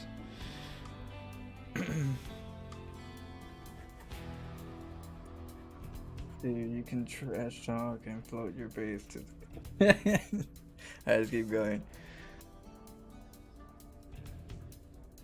Yeah, I'll put some of these games on a video later. I have to re-record it or something. I have to figure out how to do it. Probably re-download it or something and edit it.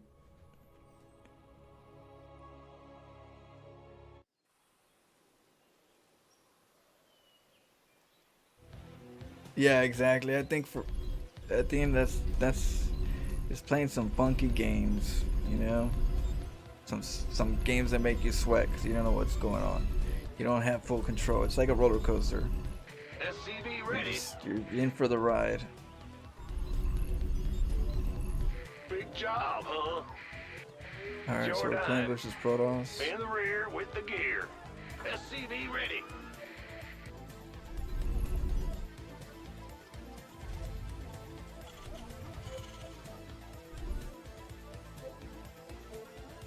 Oh, you're gonna love it. We're gonna start with number one. Start with number one. Episode 1. There's about 300 and plus videos. Huh? But yeah, start with number 1.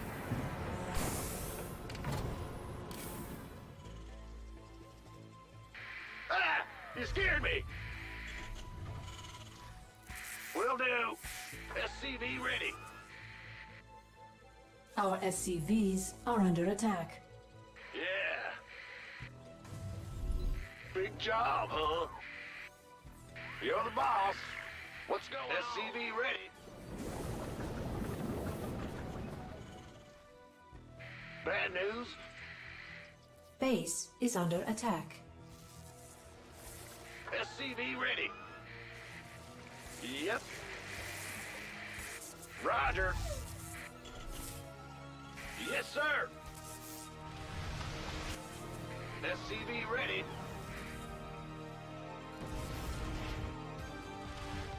Huh? Well, Buttermouth.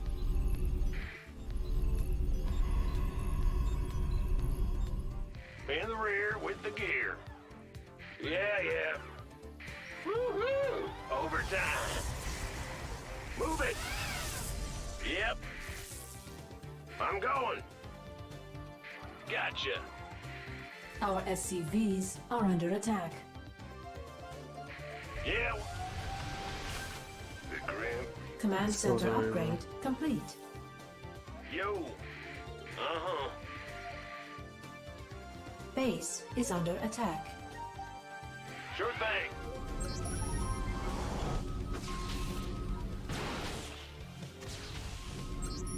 Go ahead.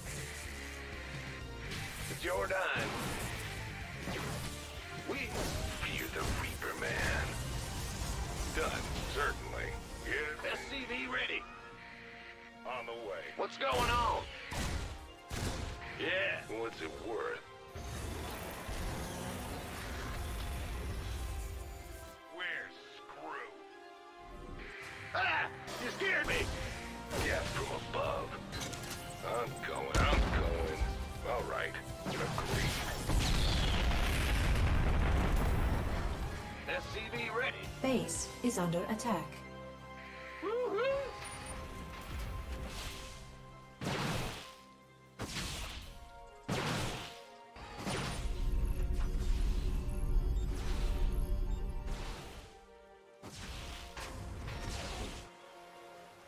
In the rear. What's going on? Big? Go ahead. Huh? Yeah.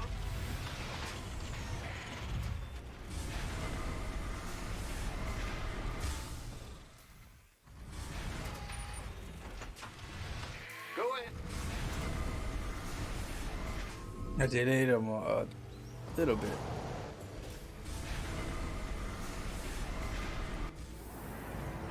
Add-on complete. SCV ready. Our SCVs are under attack. Command center upgrade complete. Ah! You scared me!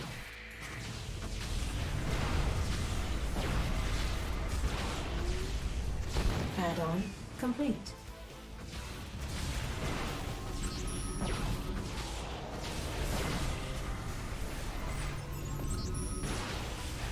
SCV ready. Add-on complete.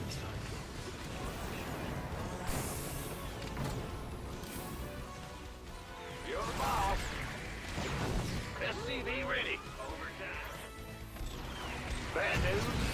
Got a target.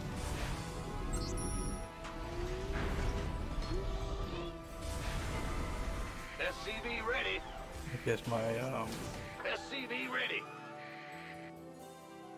Big job. Go ahead. In the rear with the gear.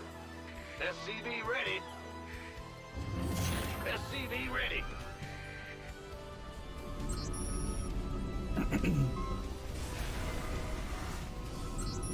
SCV ready. Optics online. SCV ready. Kill something. get some supply.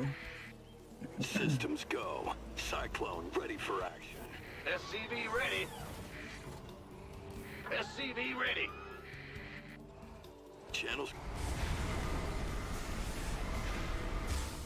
What's going on? SCV ready. SCV ready. Optics online. Let's go.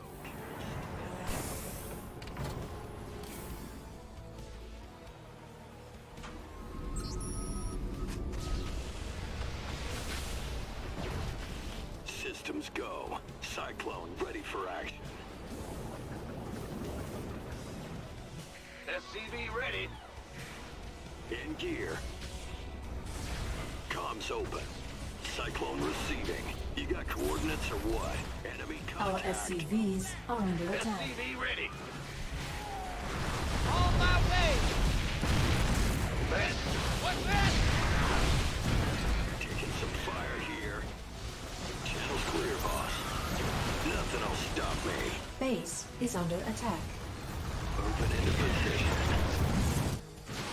Big job. What's our target? Systems go. Cyclone ready for action. Oh, I'll get there. Got a target in mind? Base is under attack. You got coordinates or what? Cyclone receiving. I get ya. Cyclone on. Show me your channel's clear. This ought to be good. Nothing will stop me. Adjusting for new coordinates. Base is under attack. Optics online. Let's go kill something. Big job, huh? Go ahead. You got me good right there. Bad news. SCV ready. Move it. Got a Is that a target blink? in mind. Oh, it's an observer. What's going on? SCV ready.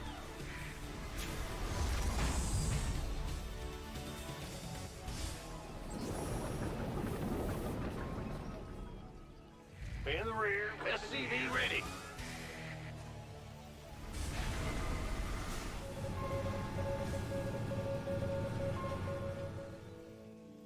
Show me. Need something? SCV ready. Woo-hoo! Big job.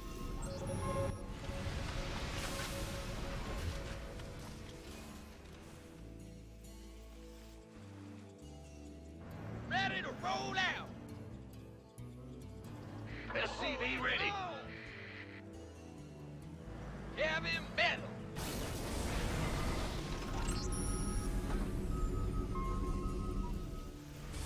Comms open. SCV ready. Adjusting for new coordinate.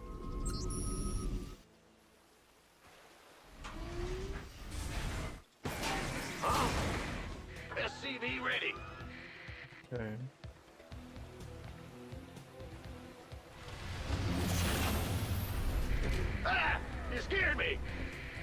base. SCV ready. Fueled up, ready to go. Yes, sir. Speak up. Move it. SCV ready. SCV ready.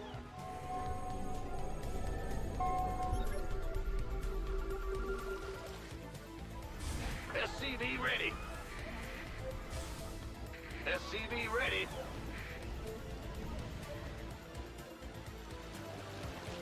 Need something blown up? SCV ready.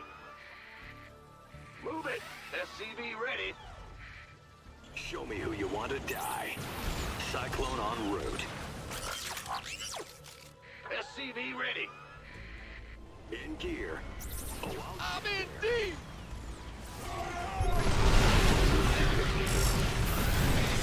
Lay it on me.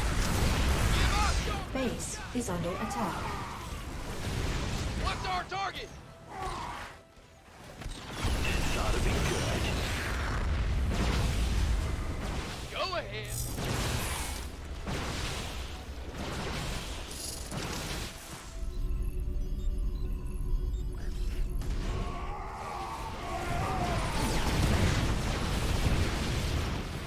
Systems go. Cyclone ready for action. Oh no. You got coordinates or what? Moving into position. In gear. GG. Yeah, I kind of messed up there.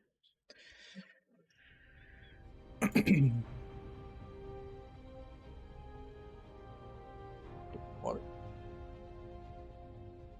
Oh, two pause.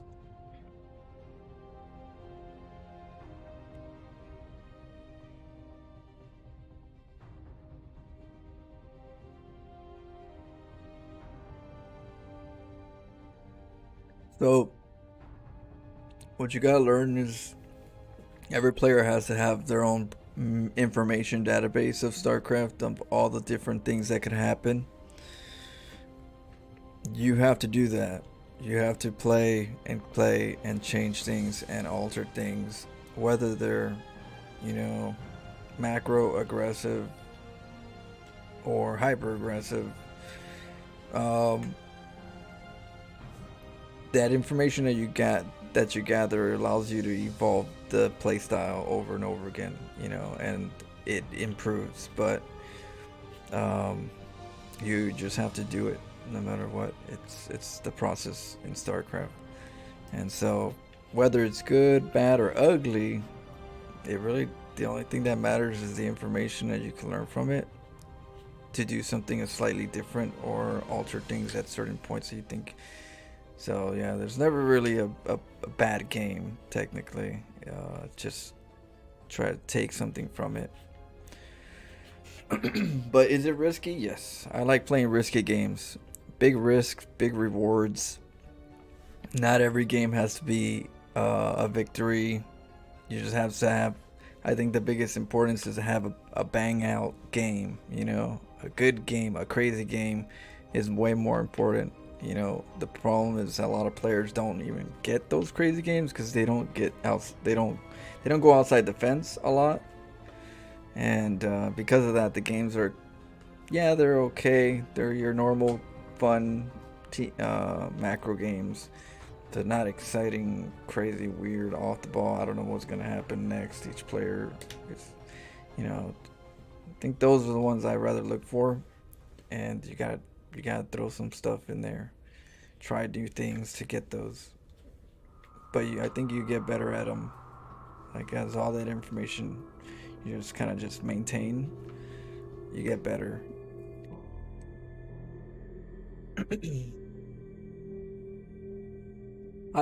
Yeah, it's organized chaos, but even though chaos is chaos, I don't necessarily consider the chaos being organized.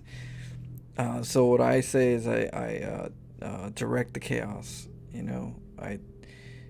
We're gonna have chaos, but I'll be able to direct it at least. I'll be saying where it's gonna be the chaos. It's gonna be on your side of the map, not my side. It's gonna be your buildings that we're gonna cause damage to in the process, or not mine. The fact that I'm ready to get into a weird, chaotic situation and you're not, it gives me a head up, you know, mentally, because it's a mental game. So mentally, I'm ready to just shake this place up. And oh, the other player's like, wait, what the hell? They're like off guard. So we're both in the same boat, but you're slightly prepared, you know.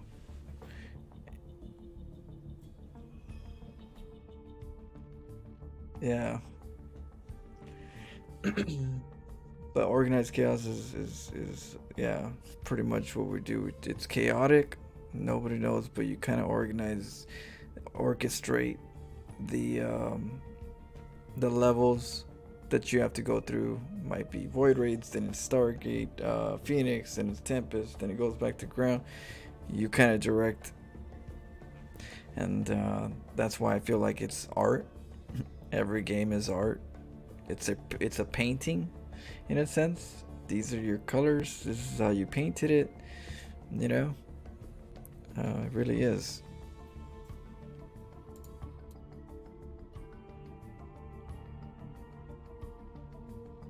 I'm kind of like in the Picasso side of painting. Crazy, off the wall, don't make no sense until you understand at the end what it's until it's explained.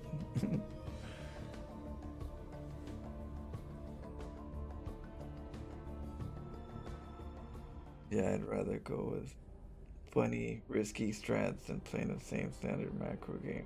Not sure which race has the most options. Cheesy place. I would say Protoss and Terran. Protoss and Terran have a good variety of it. Zerg has some, but not really. I would love to say that they have some, but they're the way that they're designed and the way that the matchups are and the meta.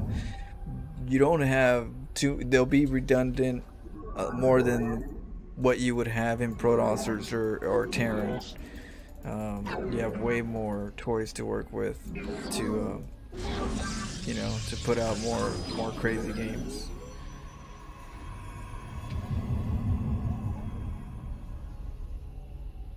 Hey, what up, Nick?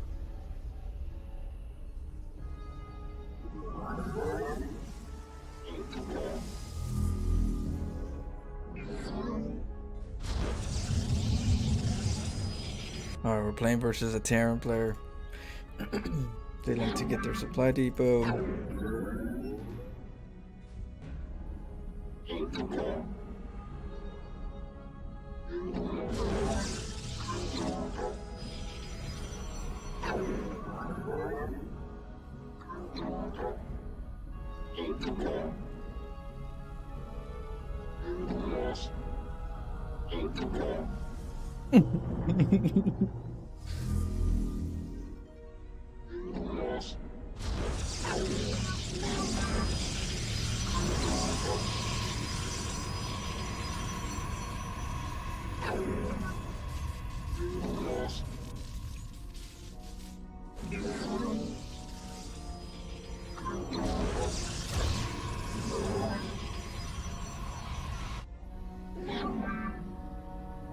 Your probes are under attack.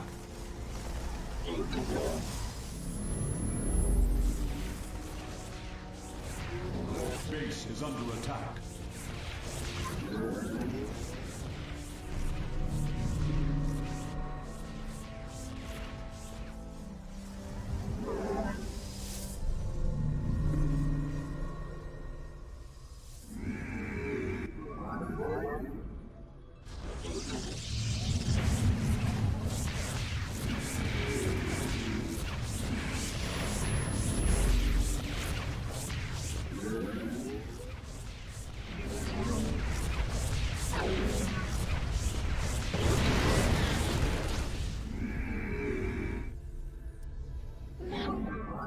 My life for ire. By your Base is under attack.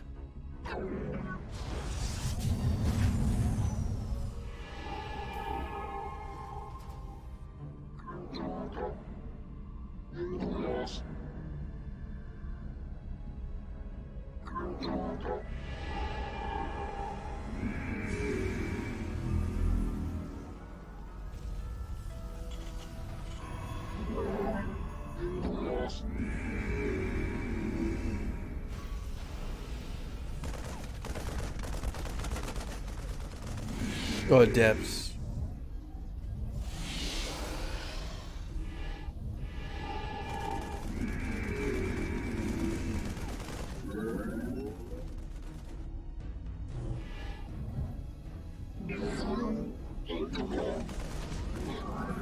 The firstborn shall persevere.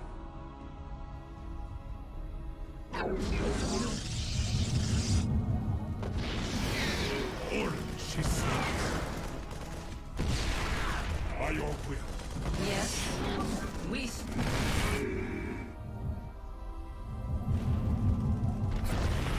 Glory to the Daylon. Fire shall be. Forward. It shall be done.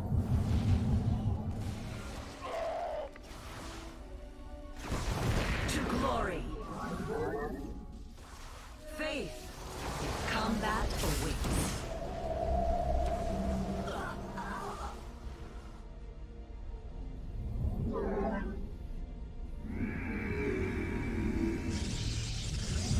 Base is under attack.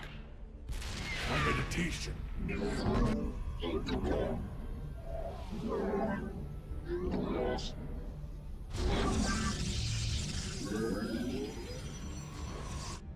What did I see? Command center. Base is under attack. Research complete. We embrace the glory of battle. Prismatic core online.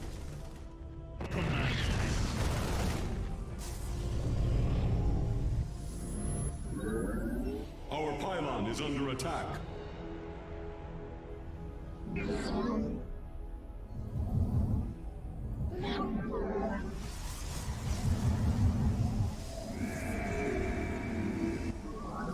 Our pylon is under attack.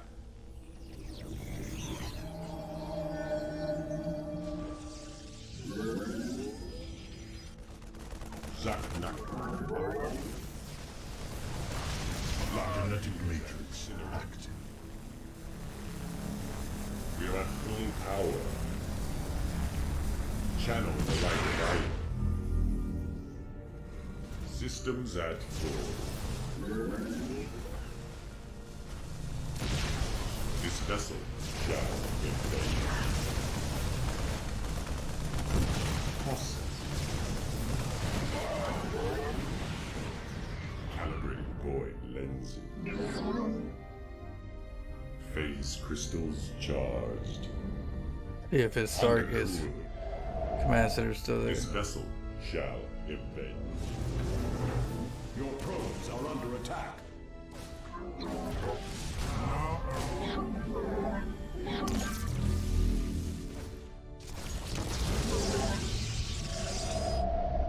Phase crystals charged. Direct my vengeance. Our pylon is under attack. We are at full power. Annihilation commencing. Ikuda Anai.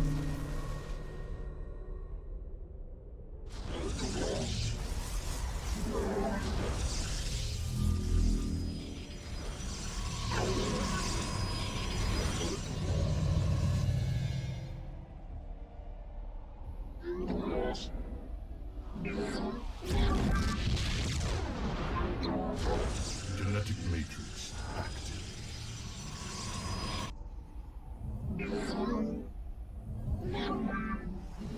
We gotta stop him from taking that base.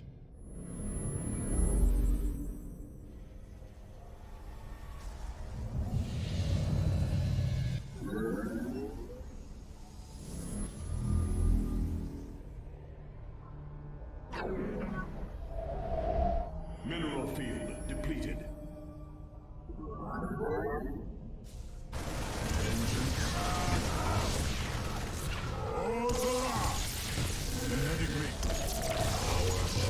Mineral field depleted.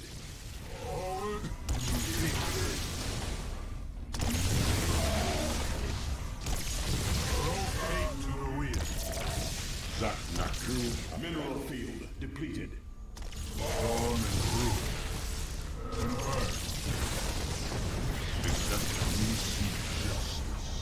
Mineral field depleted.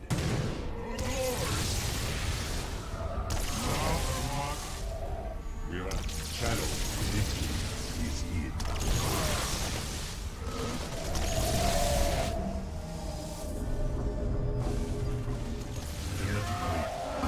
Our pylon is under attack. Base is our charge. Rotate to the wind. Dispatch Zach Naku. We're at full power. Channel the light divider.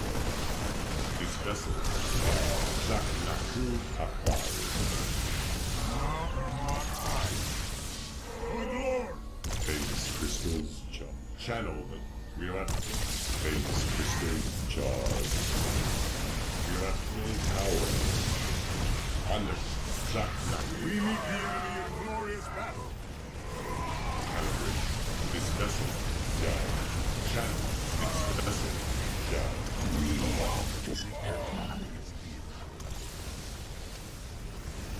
Coordinating attack. Calibrate.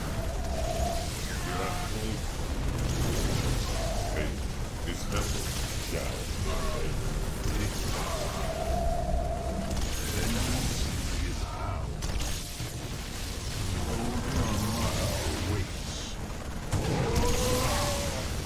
All integrity failing.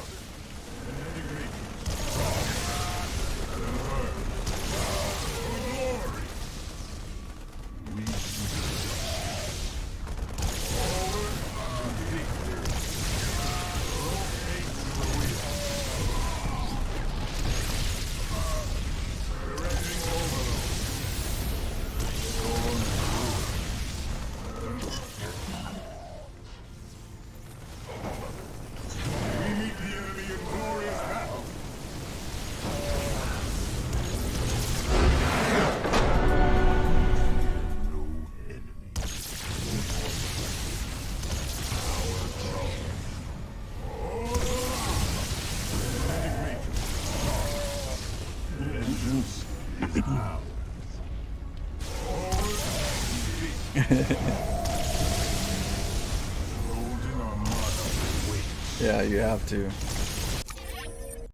So I just didn't let him get far enough.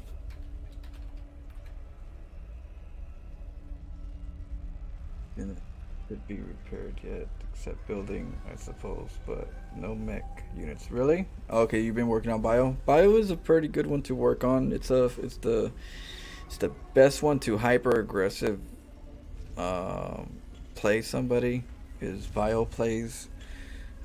Mech is a little bit longer, so you have to play more of a mid to late games and learn those. There's definitely two types of directions.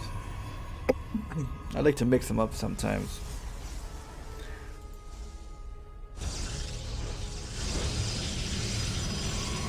Yeah, so I got the two cannons right here and the gateway block. That might get nibbled and canceled. Sometimes not. Depends, but you know, depends on when they come out and repair. So I got a third just in case. I steal the gas. I found it funny. We had a little. So sometimes players think that you're playing a certain way. Sometimes standard, but if you want to play standard, you got to do standard things and then cheese. So, or if you want them to think that you're standard, you come in. He thought I was gonna steal the gas because whenever you get a probe gets near a gas, some people steal gases, and even though it doesn't fully hurt Terran, it does a little bit because it slows down the fact, you know, the production, the tanks, the Vikings, the medevacs, whatever you want. It does slow it down. You get a base, you start getting a command center and such, but some players like to get two gases, you know, and they can't get it right away, but they do want to get it soon. So we play a little like, hey, no, you can't take that. You saw that? I was laughing like, oh, this, like I get close to it, he hugs it. He's like, no. It's mine. And he's like, I need to follow you. I need to follow you. Oh, no, hey, no touching, no touching. And he goes back to mining, and I go back. He's like, nah, no touching. Stop it. And then I just go around. I'll be back. And then the cannons happen, right? He's all distracted with his gas. Don't take my gas. He didn't even think about the bottom. Too late now. And then all of a sudden, like, no. Then I get it eventually. At the very end, he deals with the probe, but gas is stolen. So that throws them off because, you know, now the cannon, I guarantee you, the moment that cannons kick in, when a Terran sees the cannons, they go, second gas. I need 2 gases. Well, they can't do it now. You got the cannons and he can't get the second gas, so he can't get his fast factory and fast starport, get, you know, reactors and fast double Vikings. He can't do that right now because he lost the gas. So that's the importance of a gas when you're going for like aggression like this. So yeah,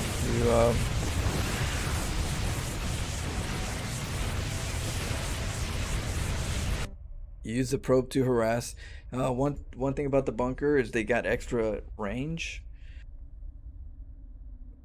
So if you didn't know, Marines have like a certain range, and the bunkers have 1 extra range. So whenever you get a Marine in a bunker, you get a little bit more than you would if you just have a Marine. So that probe died. Now the thing about the gateway is you build the gateway to block the cannons, but you also build the gateway to get the Zealot to replace the probe. Usually you do it before the probe dies. And then you get right here, right on this line, you can see up here, but they can't get down and attack you. So it's like at the right spot. You have to wiggle. What you have to do is you kind of have to wiggle right here. You start wiggling on the wall. You kind of like hug the wall when you're going, and you know, you don't go up, you know, click, you wall click. So you're trying to get like just a little bit until you get to the vision. Once you get the vision, you can hold position. That's the perfect spot. If you try to go up and you get the vision, you're not at the farthest down potential, and you can get, you know, you can lose units. So because I lost my probe, I didn't want to be behind in that build where I go battery shields. So because of that, I have another build whenever I don't want to do that build. It's more of a macro build. And it's a Nexus here. You get your Stargate and you go Tempest. So here, this is just delay. I was like, you know what? I could delay the SCVs. Get to adepts.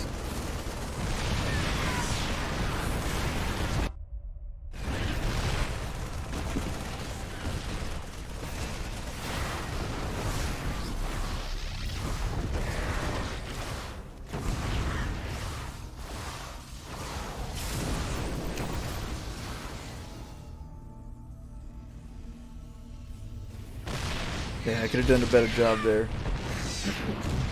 But that's how it goes.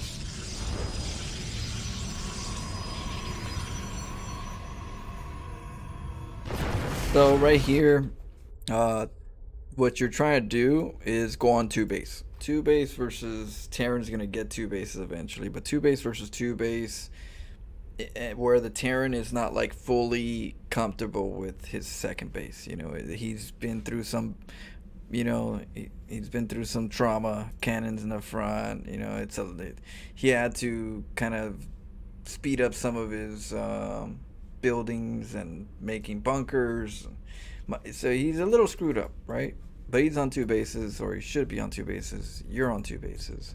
So in this stage right here, because he's not like his better days, you can go into Tempest play a little bit sooner and you're not going to get fully punished.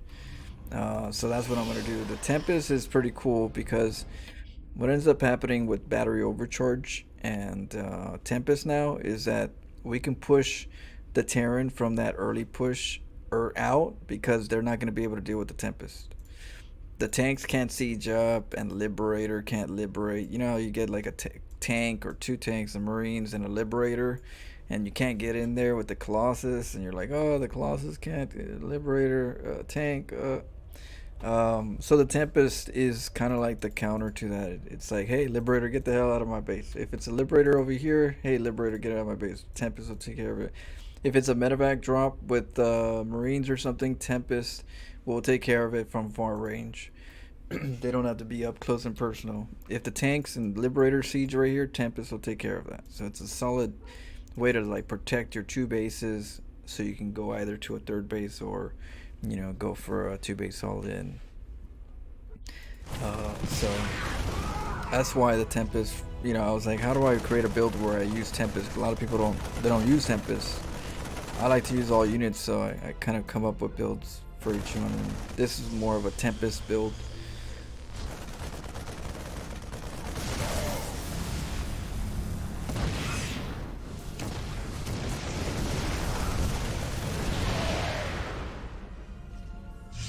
And again, you could utilize the battery shield again because he's bruised and beaten, where he's going to want to take this base a little bit later where your Tempest could actually do stuff.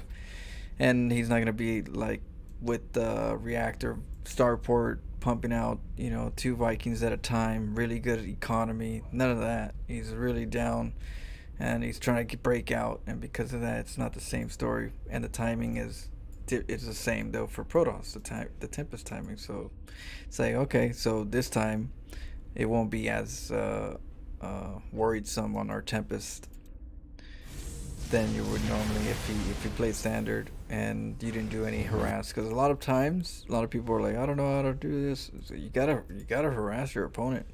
You gotta scout your opponent. That's part of the game. If you want to like get a hold of it. If you let them go with the map, yeah, it's tough. So right here, I know he wants to break out. I got battery shields, cannons. Now the next thing is the composition is Colossus. So you get the Tempest, and the Tempest, they force out Marines and medevacs and Vikings. And so, well, technically Marines first. Marines Marauders, when they see Tempest, they're like, oh, a Marine bio play, I'll beat them. And so then you go Colossus. The Colossus will counter the Marines. And then he's going to be like, shit, I'm going to need Vikings. He's getting Colossus now. He's getting Vikings. And then what you do is you go Storm. You go Storm, he's going Vikings. And it's, and then of course you go Mothership. And then that's like a complete composition for you versus Terran most of the cases.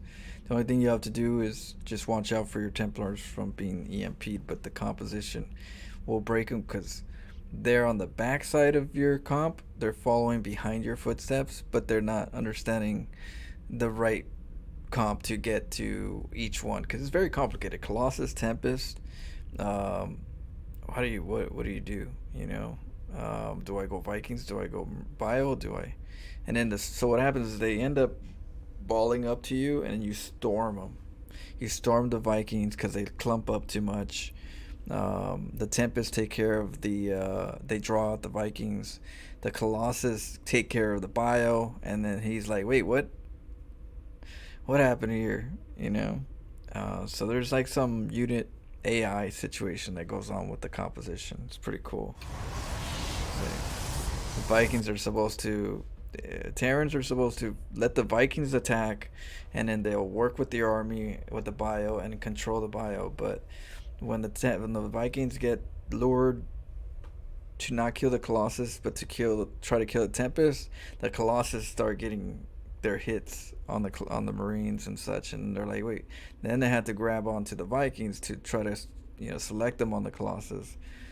So it becomes a cluster.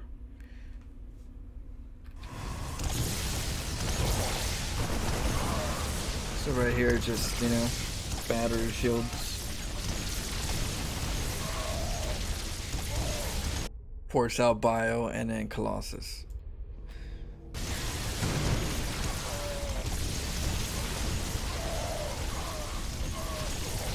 Now, not always you could do this. It's very situational.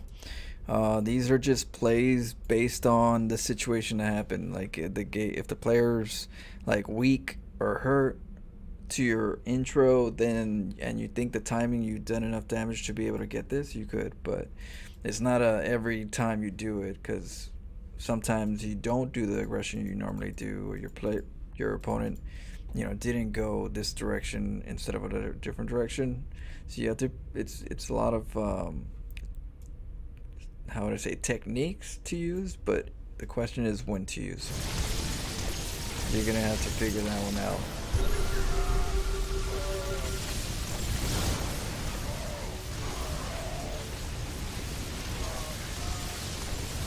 Right here, I'm going for the medevacs. That's the biggest play.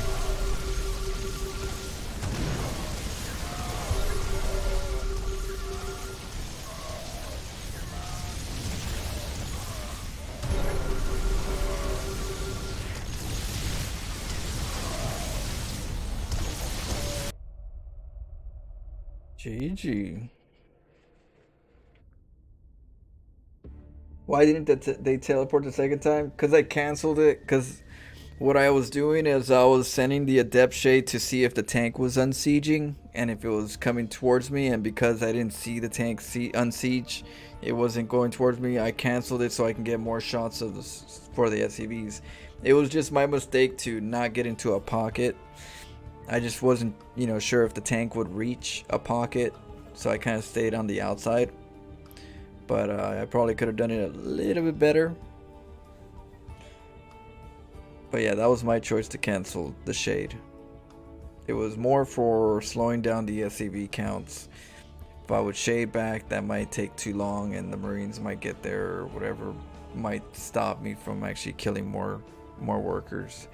So time is important. Sometimes you gotta make quick decisions to,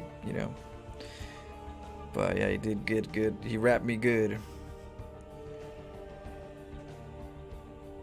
Yeah, you can cancel the shades.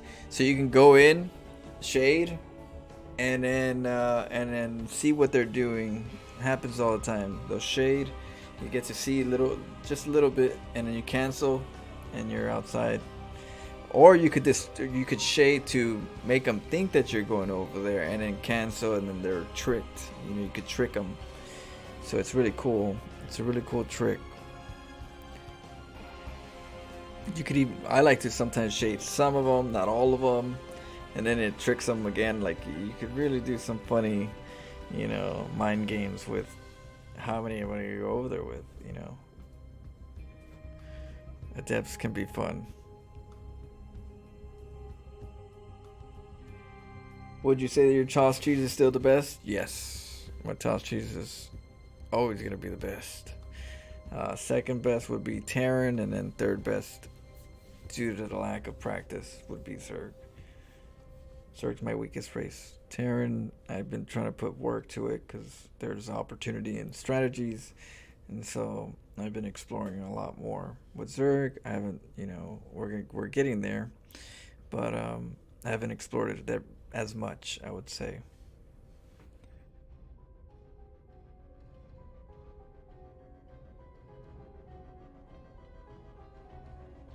Yeah, so I'll be doing more Protoss. I did slow down on Protoss for a little bit, guys, and that's only because I needed to work on my mechanics and learn Terran, learn Zerg, so that I can provide all three races in the Florencio files where they're fun games at good reasonable rankings as I move up.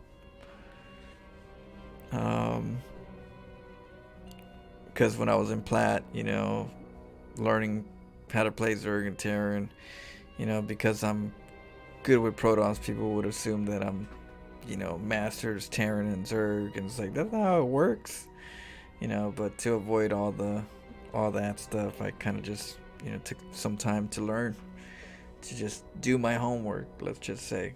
I figured out my own mechanics, I changed all the keys, I adapted to it. I use a mouse with 22 keys.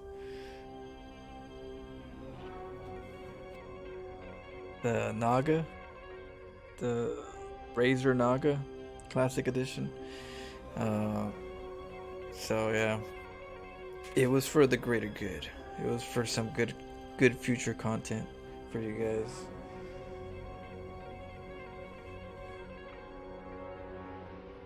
But I'm back, so we're gonna be doing more randoms where you'll see more Protoss games.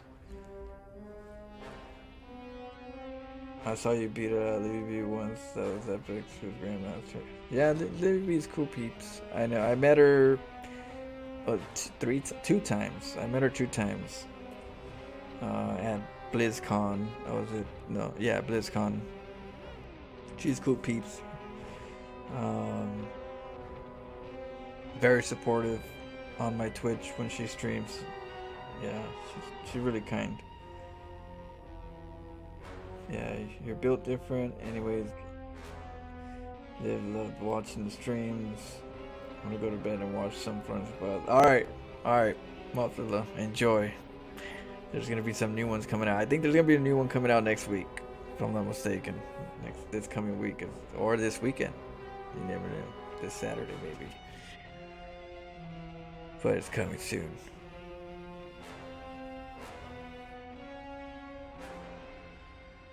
These are Europe. We are in Europe. I have Europe. I play all servers. Asia, Europe, and America. I don't play China. I don't think I'm able to go in there, but I have all 3 servers. Different servers, different times a day, or just they play different. Korean server, they play different, more aggressive. Europe plays more conservative, and in NA plays like NA. Very Western, wild west.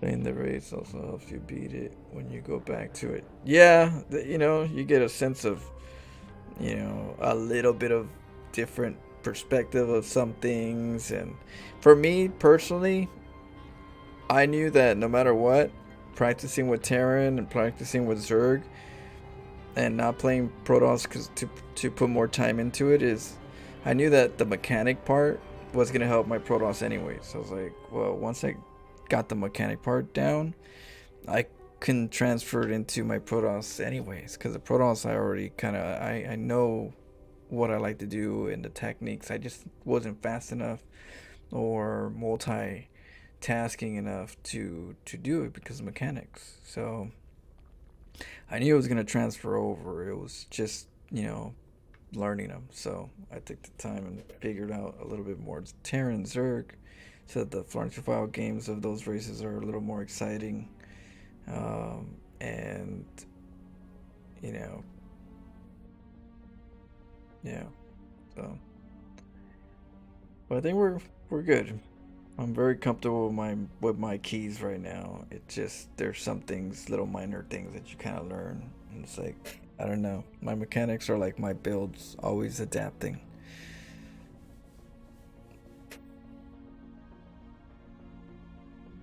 Yeah, give me a second, let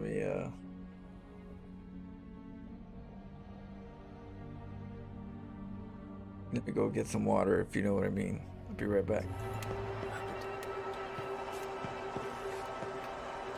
What?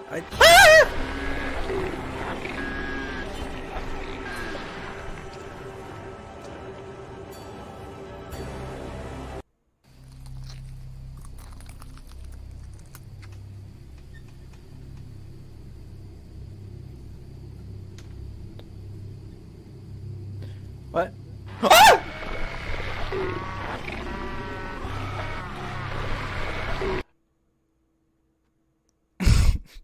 Shit. The hell just happened? Present, we are level 2. Oh shit! Motherfucker!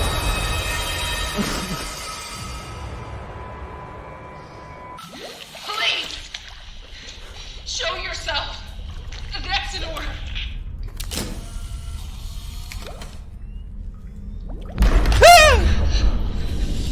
Shit!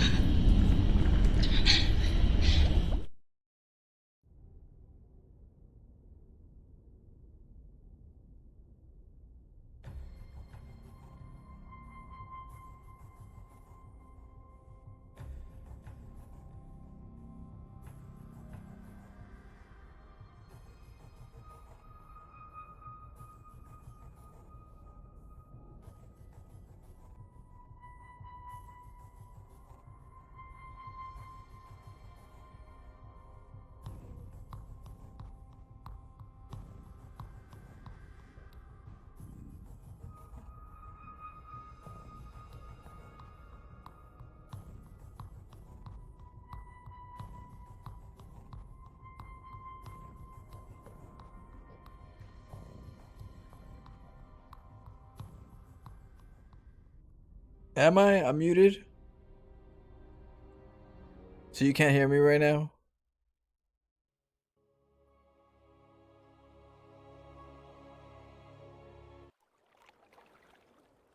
Can you hear me now?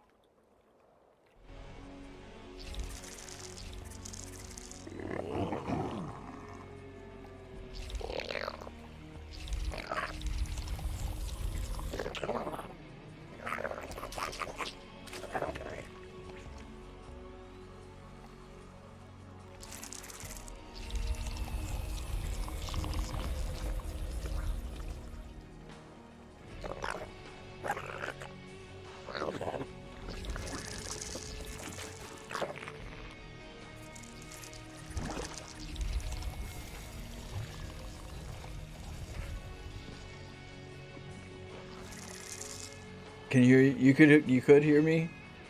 Oh, so some of you guys' ears were turned off. You guys gotta turn them on.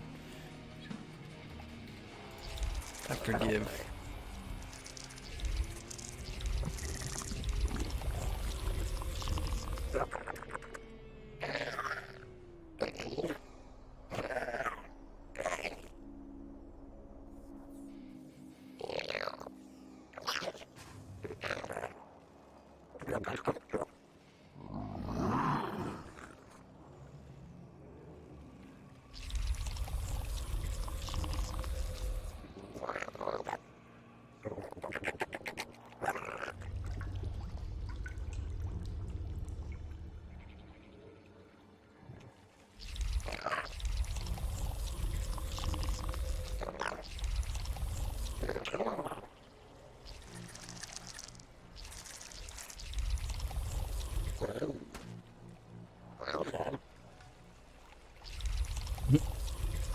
So, I'm going for Burrow.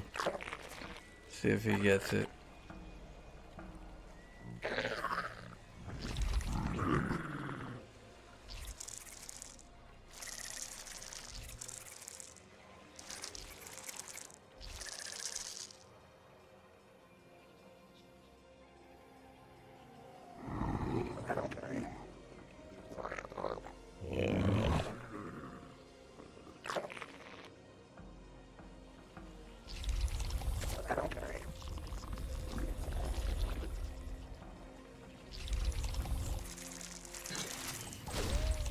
Metamorphosis complete.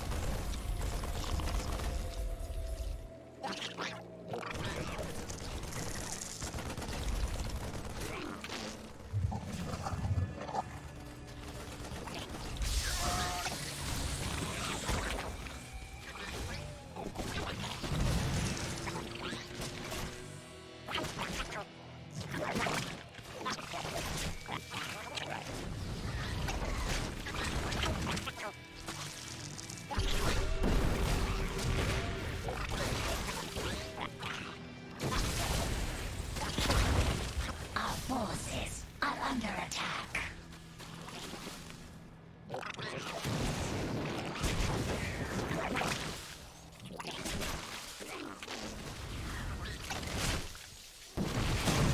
Our forces are under attack.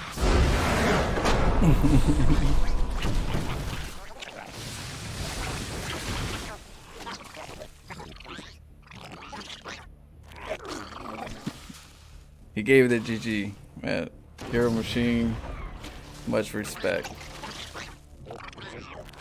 And I'm sorry. I'm sorry. My viewers, they wished upon me some burrowness. GG.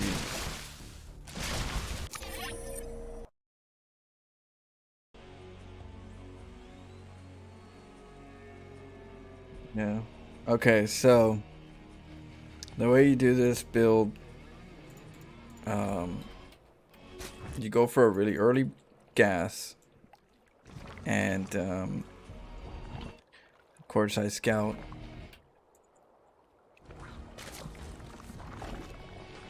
And the reason why I scout early because I need to get inside the base.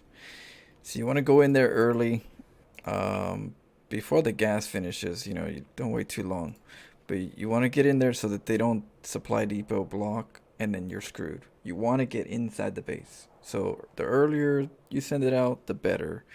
You don't. The later you're out. You can't get in. You're like, ah.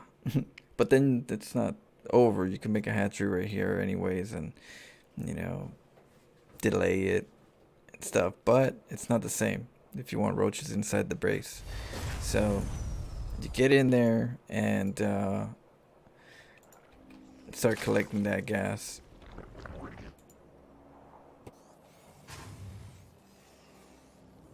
Now I like to make the burrow first. You could do it second. You know, you just have to delay a little bit of your you know, your roaches. But the reason why I like to do it first, my burrow, is because if you get your upgrade on your burrow first and then your hatchery goes up, you can cancel the hatchery at the very end, and then you already have burrow, and you could burrow under. In bigger maps where there's like a very big, you know, void, when they think that they killed it and you burrowed under after a hatchery cancel, they think that they did and they go somewhere else. You can unburrow and make another hatchery. You know, you get me? So that's why I like to do burrow first before the hatchery goes up, so I have that.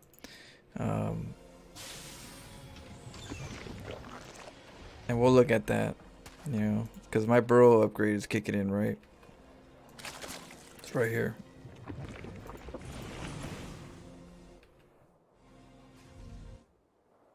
Now the cool thing is that the Reaper didn't see. The Reaper's the way that the vision is, the Reaper doesn't see anything here. So if you build the hatchery even here, maybe he'll still probably be unaware. So this is a good nice spot for this build, due to the fact that, yeah, if he has a barracks here or here, the Reaper's not gonna get the vision accidentally, because you don't want accidental vision.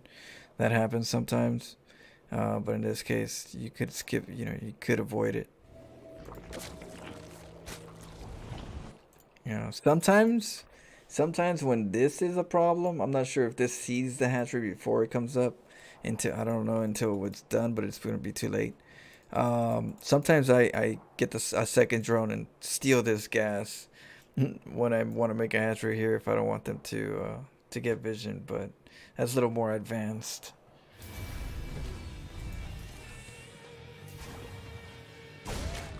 Alright, so the Reaper's done with it. I had one roach. I had one roach for the Reaper. But I think he panicked once he saw creep. Once he saw creep, he was, oh shit! There's a hatchery in my base. So what people don't expect. Okay, so let's look back. The hatchery's almost done, and our burrow's done, right? Yeah, when is our burrow done? Right here. See? You got like 3 squares remaining where you have chance to cancel and burrow. And if you didn't do burrow first and you did hatch first, then you would cancel and it won't be in time, and then you're gonna lose your drone. You can't burrow it. You're gonna be running around waiting for her to burrow. They're gonna see it, so that's why it's important to do it that way. But in this case, he didn't see it.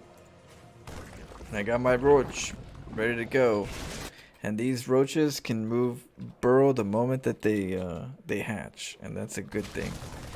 You don't want roaches out there and they say, well, I don't got burrow yet, it's halfway done. It's like, no halfway done. The hell, what were you doing? So very important, because they're gonna get surrounded by SCVs. That's for sure. See, Or in most cases, those roaches will be dead. He'll be going after this one, and he'll do a little bit of denying, but he'll have two bases, and the Zerg's on one base. Eventually, the Terran would, win in this kid. But with the burrow, it's not so easy. And then scanning, you just run somewhere and just burrow.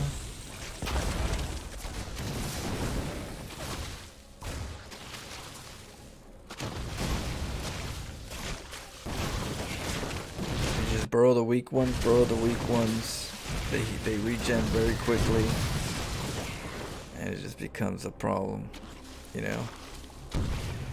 Later on, if you need to, just sprinkle them. Make a burrow, one right here, one over here, so that he has to scan everywhere and use up his mules while you try to get a base and harass them, So there's a lot of ways that this could play out, But yeah, just make sure at least at the most burrow first and hatchery. All I can say. You have a Twitch account? Yeah, my Twitch account is twitch.tv. Let me see. / Florencio SC. Let me write it down so you guys don't have to go into a different.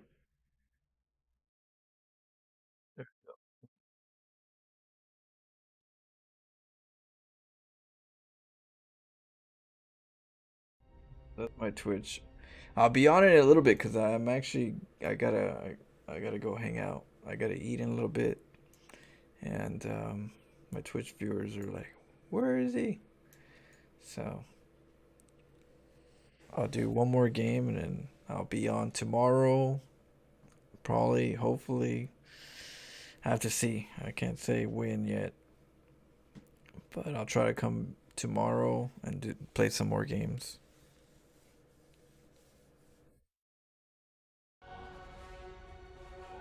What, am I muted again? My lip reading. It's sensational. I get to read and hear what nobody else can.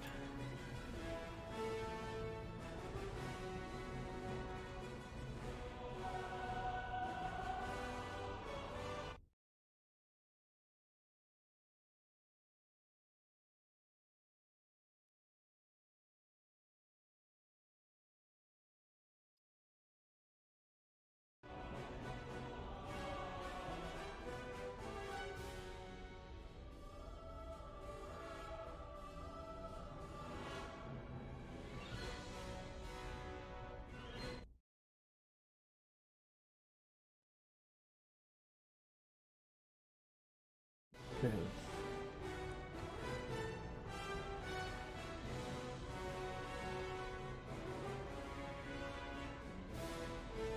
Burrow big bugs. Here, let me send this replay to you guys. Spawn pool.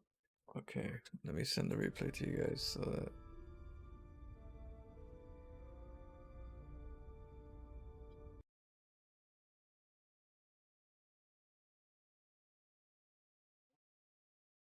I'm here.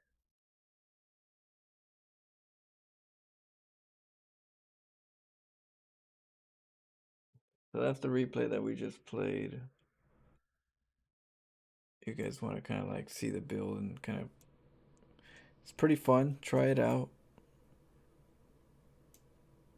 The biggest thing is learn how to burrow and unburrow.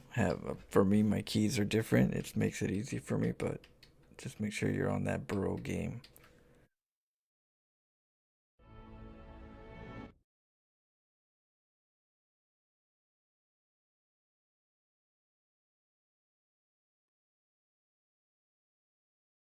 Okay, let's go.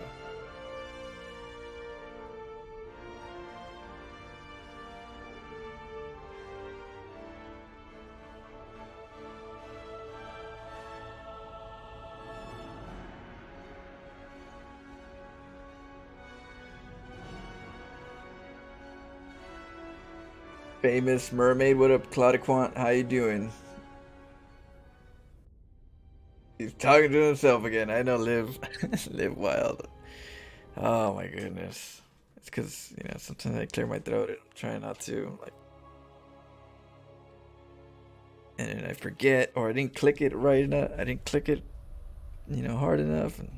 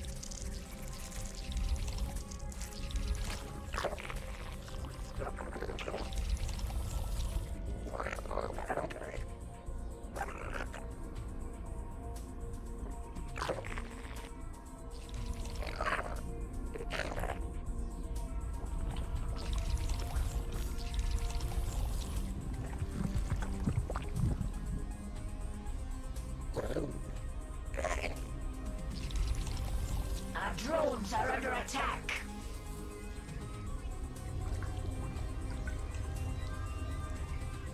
Our drones are under attack.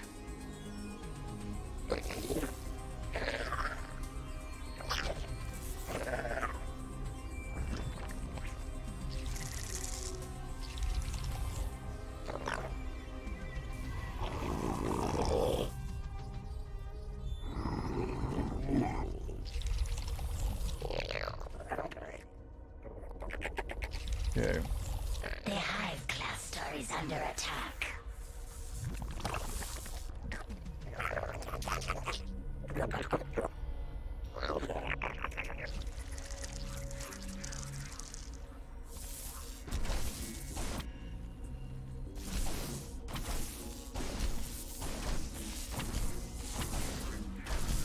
I'm gonna be able to burrow right now.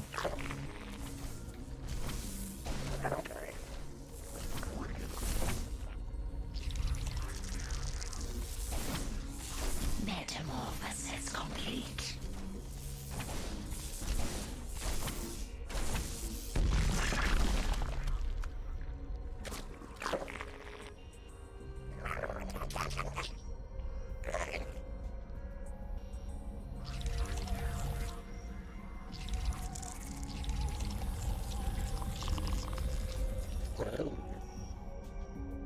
You can't build it right now. He's like, what the hell?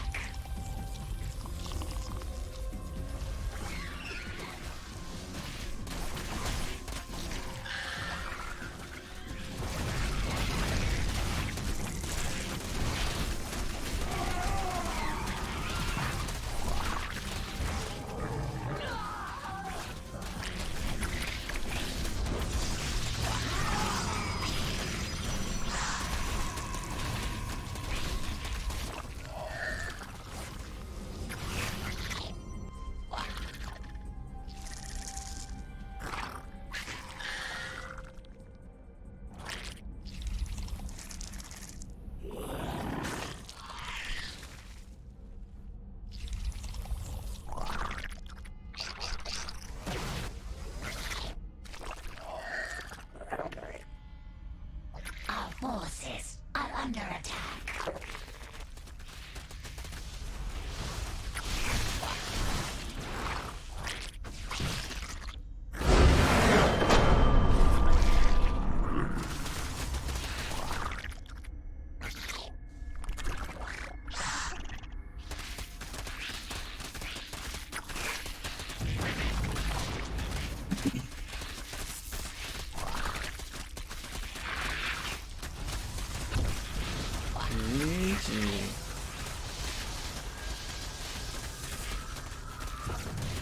Yeah. So like I showed you, remember I showed you the last game? That's what I was talking about. I wanted to show you guys here since I had the opportunity. For those who haven't seen that technique. So we get the gas early. Get your two drones. Get your two drones and get your gas early. Very important. You know, once you get your gas, the moment it comes up, get your drones inside. And then when it comes up, send your drone out. You know, you gotta send your drone. I would say around the time your gas is finishing or so, or you know, whatever, if you want to set up a timer, but around that time, because that's usually the pylon timing. You know, pylon timing, kind of keep it consistent on that. So I usually do it early, not too early since I'm trying to drone, but early enough for, hey, you gotta get on that side. Now, here's the thing. Here's the deep side of this this build. Okay, so Protoss wants to take a base. Protoss wants to take a base. They want to take a natural.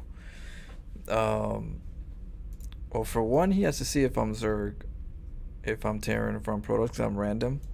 But he's building like if I'm Zerg. So he's already building in the right form. But what happens is they want to get a pylon, they want to get a gateway, and they want to check by that time if they should get a cybernetics core or a Nexus. They would want to go a Nexus because that's the meta, the Nexus after gateway. But they have to see if it's a pull first. So what you're doing, because it takes a little bit of time to get the 100 resources of gas, and then from there make the upgrade and then have enough resources for a hatchery. It takes a little bit of time, and so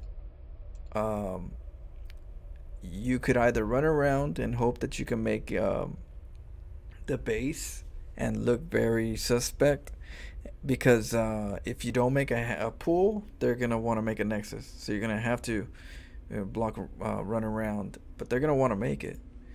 So how do you keep the Protoss from wanting to make the Nexus first before cybernetics core? You show them a pool. Now you can cancel the pool or you can keep the pool. It really doesn't matter too much, because what you really want is to make sure you have enough resources for the burrow upgrade and to burrow here, but you don't want the Nexus to be made.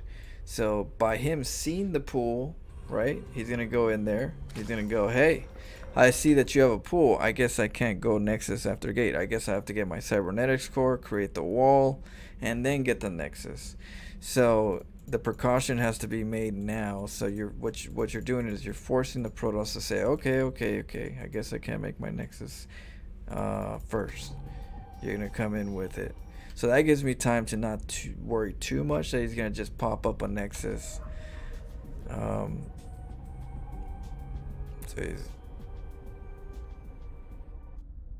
he saw the pool.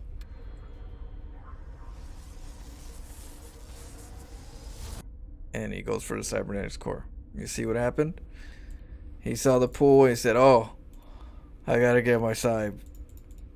He's gotta pull up. Now he's waiting for the lings though. He's waiting for these to turn to cocoons so that you can say, oh, they're coming. It's gonna come in a second. But I'm not doing it. I'm gonna make a hatchery. So it gives you. Now here I kind of messed up. That wasn't close enough, so I went again, and I got the hatchery. The way you do that is when they hit, they take a little pause, and it gives you time to. So you got to do a quick opposite corner and then go in for the hatchery. So now that we have the burrow upgrading and then the hatchery, the Protoss player is expecting Lings in the front, and he's gonna be a little defensive here. He's gonna get his Zealot, right? But most of the time, sometimes they go Forge. Like this time he's going Forge. Sometimes they don't. If they get Forged, at least they'll have a way to get a cannon eventually if they know what's going on. If they don't have a Forge, it's gonna hurt them even longer. They're gonna have to take a base somewhere else, and then they're gonna have to wait for their robo. So he's over here waiting for Lings. No, I can't go over there. The Lings will come in. He's making a hatchery. He's gonna make Lings from there. I'll just let my second Zealot go. I'll hold position, and it doesn't. Oh, he cancels his Forge. He's like, oh, it's nothing to see here. I got this. You know, he's not sitting in his Lings. He's gonna just drone up. So he's like, I'm gonna go at depths, harass his drone line, kill this hatchery. Oh, it's dead. He's dead. And then you're gonna see the Protoss. And they come in. He's like, okay, let me make my Nexus. Get out the way, probe. Oh, what happened? Glory to the Daylon. Looking around. He's like, huh? What the hell? Okay, I'll make it right here. It's like, but he's like, what about you though? Takes a look at this. Are you defective? What's good? What's going on here? You seen this a lot? He's like, I don't know what you're talking about. He's like, what's going on? He's tripping. But he's still, the show must go on. So he's making adept. He's adapting. He's like, he looks back at the probe. He's like, oh. Still, the enigma continues. Why can't I make my Nexus? I'm here. He's like, I'm gonna get my Stargate. I'm here in the shadow. Like, what kind of voodoo you got going on here? So take out the battery shield. On the other side, I'm getting 2 hatcheries. So whenever I do get this good, I get the 2 hatcheries, and then if they do have this space, I'll make Lings. If not, I'll drone, and be comfortable, because he's so worried about what the hell, I gotta get my base. And if I get this base, it's gonna be awkward. So you know, it gives me a little bit of breathing room when I do this, and it keeps them from getting their base that they want so much.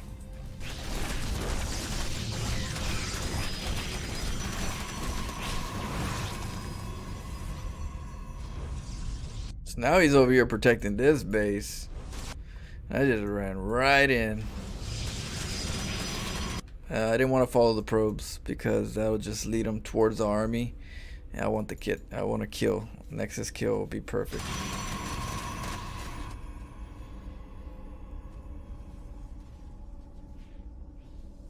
What would be cool, what would be really cool is if this happened. Look, check this out. I send the Lings in, right? And then the drone unburrows and it makes a hatchery right here and blocks this area. That would be cool. Maybe next time. Maybe next time. You know, and that's how builds work sometimes. You come up with ideas, and then next time, whenever I have an opportunity to clog the choke with the drone that hasn't been killed, I can wall myself in his base. Stalkers won't be able to get in. That would be a good, you know, so just ideas. GG.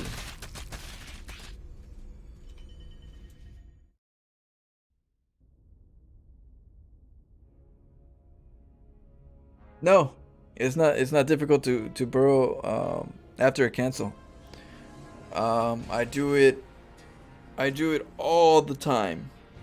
I do it all the time, and every time I do it, I've never had an experience where it died. The only time is if you did it really late and you have like stalkers attacking it or something. You know, it's like. But when it comes to Zealots, what happens is you got a radius from the hatchery. Right? There's like a a radius. There's a radius that the hatchery has, right? So when you're trying to burrow, you're right here. I'm not even gonna do the whole thing. um, but you're right here, right in the middle. Um, and because of that, the distance, if the units are over here on this area, the distance here is not gonna be. It's gonna give you wiggle room. So hatchery cancels. They're outside. To get from here to you, they're not gonna be able to get there. So it's you just gotta spam. You just gotta spam the burrow key. You know, just when you cancel, just what I do is I have my left hand on my escape button, and I have my right hand on the D button. I'm just clicking D D D D D. Escape D D D D D. Boom, you're in. Try it out. Trust me. 100% of the time, every time.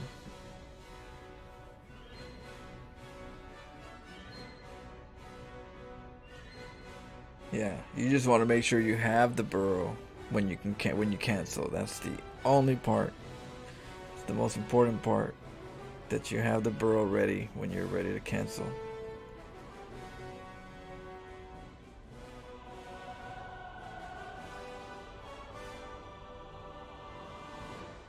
Yeah, mine's is D because I use D and E as burrow and unburrow.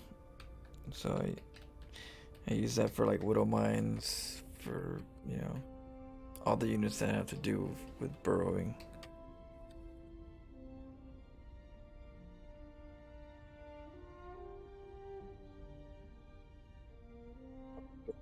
Well, it was fun.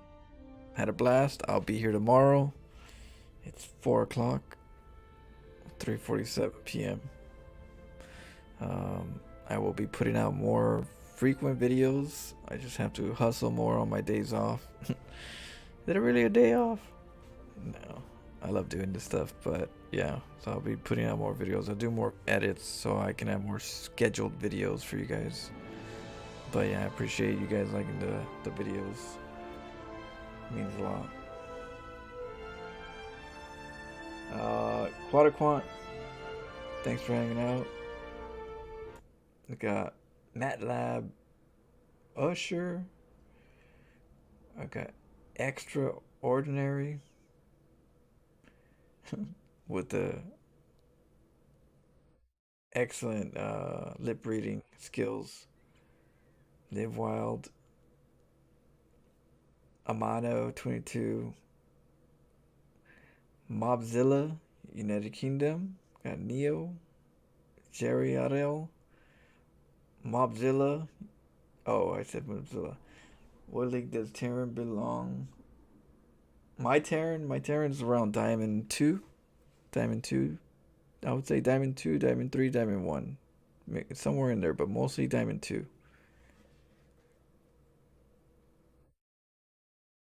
What was it? Jerry, Otto, who else? Twisted Yuri, Madman,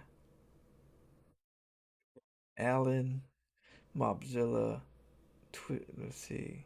Did I get it? 79 John, John J, what up? Alex, no, not Alex, that's it. Axel,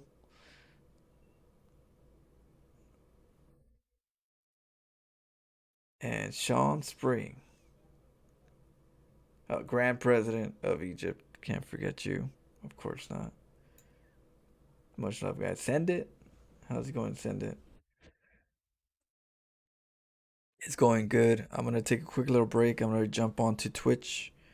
We're gonna probably play a little bit of Elden Ring and then StarCraft in the evening. Uh, so we'll see. And then still gotta do Dead Space.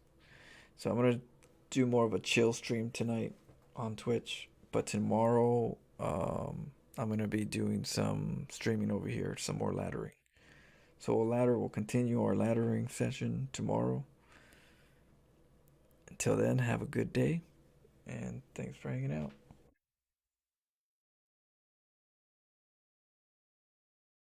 Hey, no problem, Clutter Quant.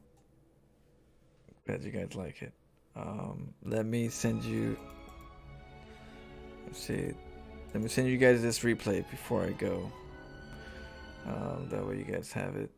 Let's see.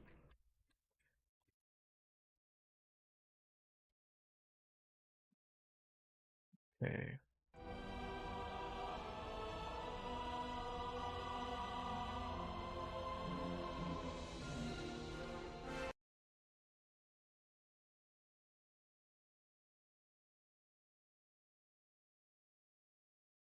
Here we go.